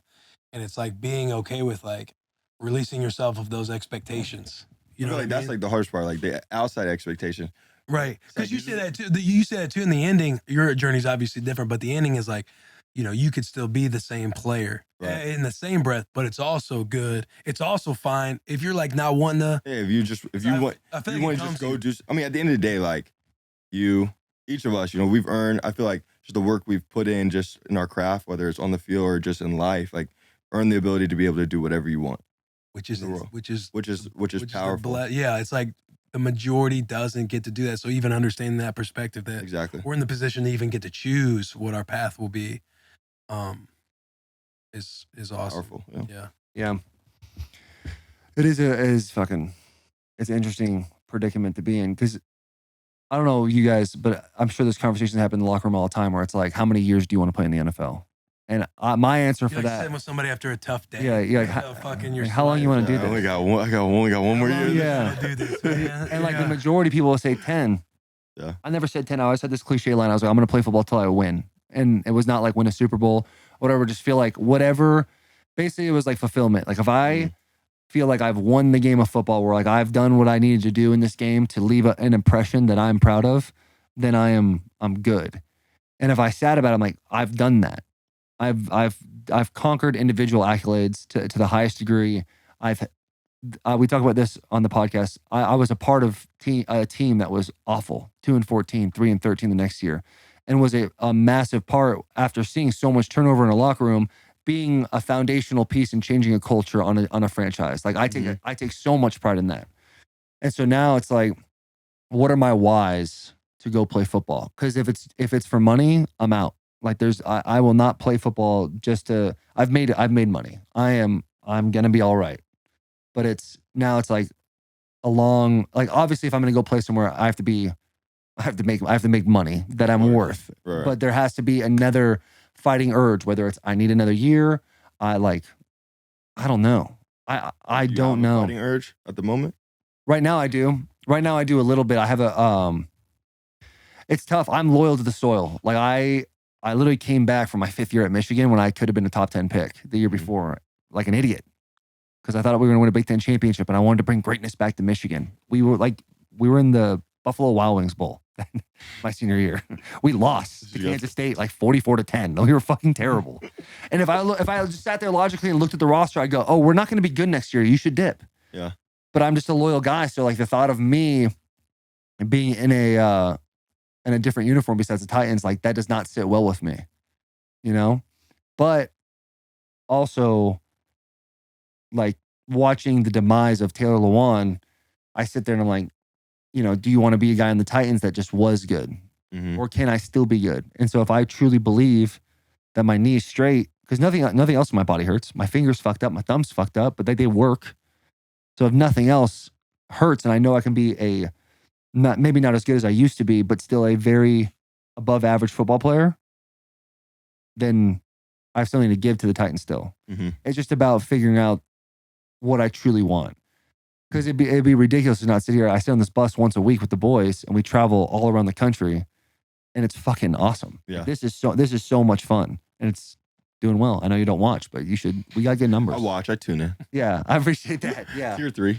You're a tier 3 cat.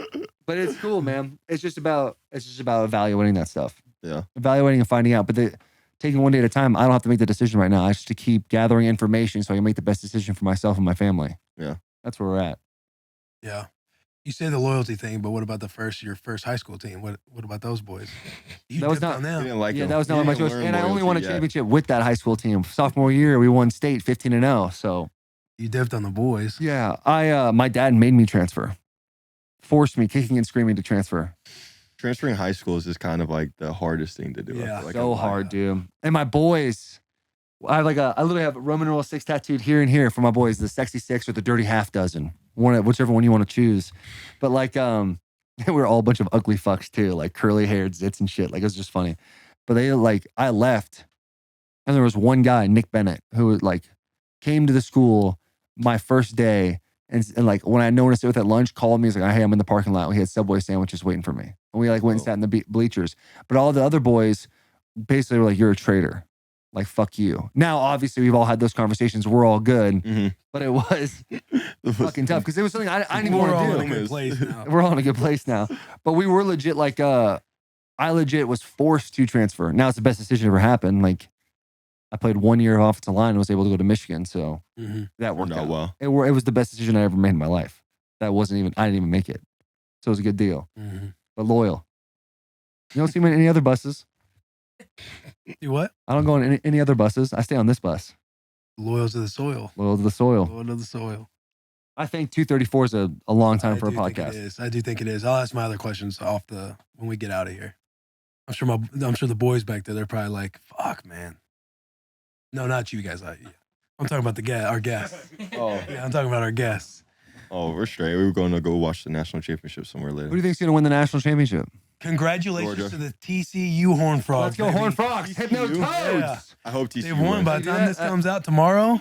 My fucking finger kind of cocked out for a second. We got them. I'm all for that. Yeah. Fuck the Bulldogs, dude. Hey, I know. But Georgia. also, we'd love to come to your school for a football spring. Yeah. We'd love to come see Athens. The dogs. Dogs. All right, this last question, the Roback question. Use code BOYS, BOYS, on Roback.com for 20% off your first purchase. That's RHOBACK.com, code BOYS. They work with the best college athletes from Will Anderson to the boy Michael Mayer to Bijan Robinson and also the Bussin' With The Boys. They also just dropped new performance joggers, and trust us, you're going to want these, so use code BOYS for 20% off. Who do you think's going to win the Super Bowl? I think either Chiefs. I think the Bills are good, but I don't like the offense. It's like I don't think they're as consistent as the Chiefs are. The Chiefs, or I think the Chiefs are gonna win it. I'm trying to think in the NFC who could give a run. Eagles. Yeah, but I feel like the Chiefs versus the Eagles in the Super Bowl. I feel like the Chiefs are gonna outscore them. I can't have the Chiefs win. Yeah, we You don't can't like the have it. Chiefs? Well, I like the can't go Chiefs. from the hot take of saying they won't even make the playoffs to then watching them them win. the Super Bowl. You know what I mean? That's That's an a- L Will can't take. That's a big L. Yeah, it's an L. I don't know if I can afford. That's a big Yeah. L.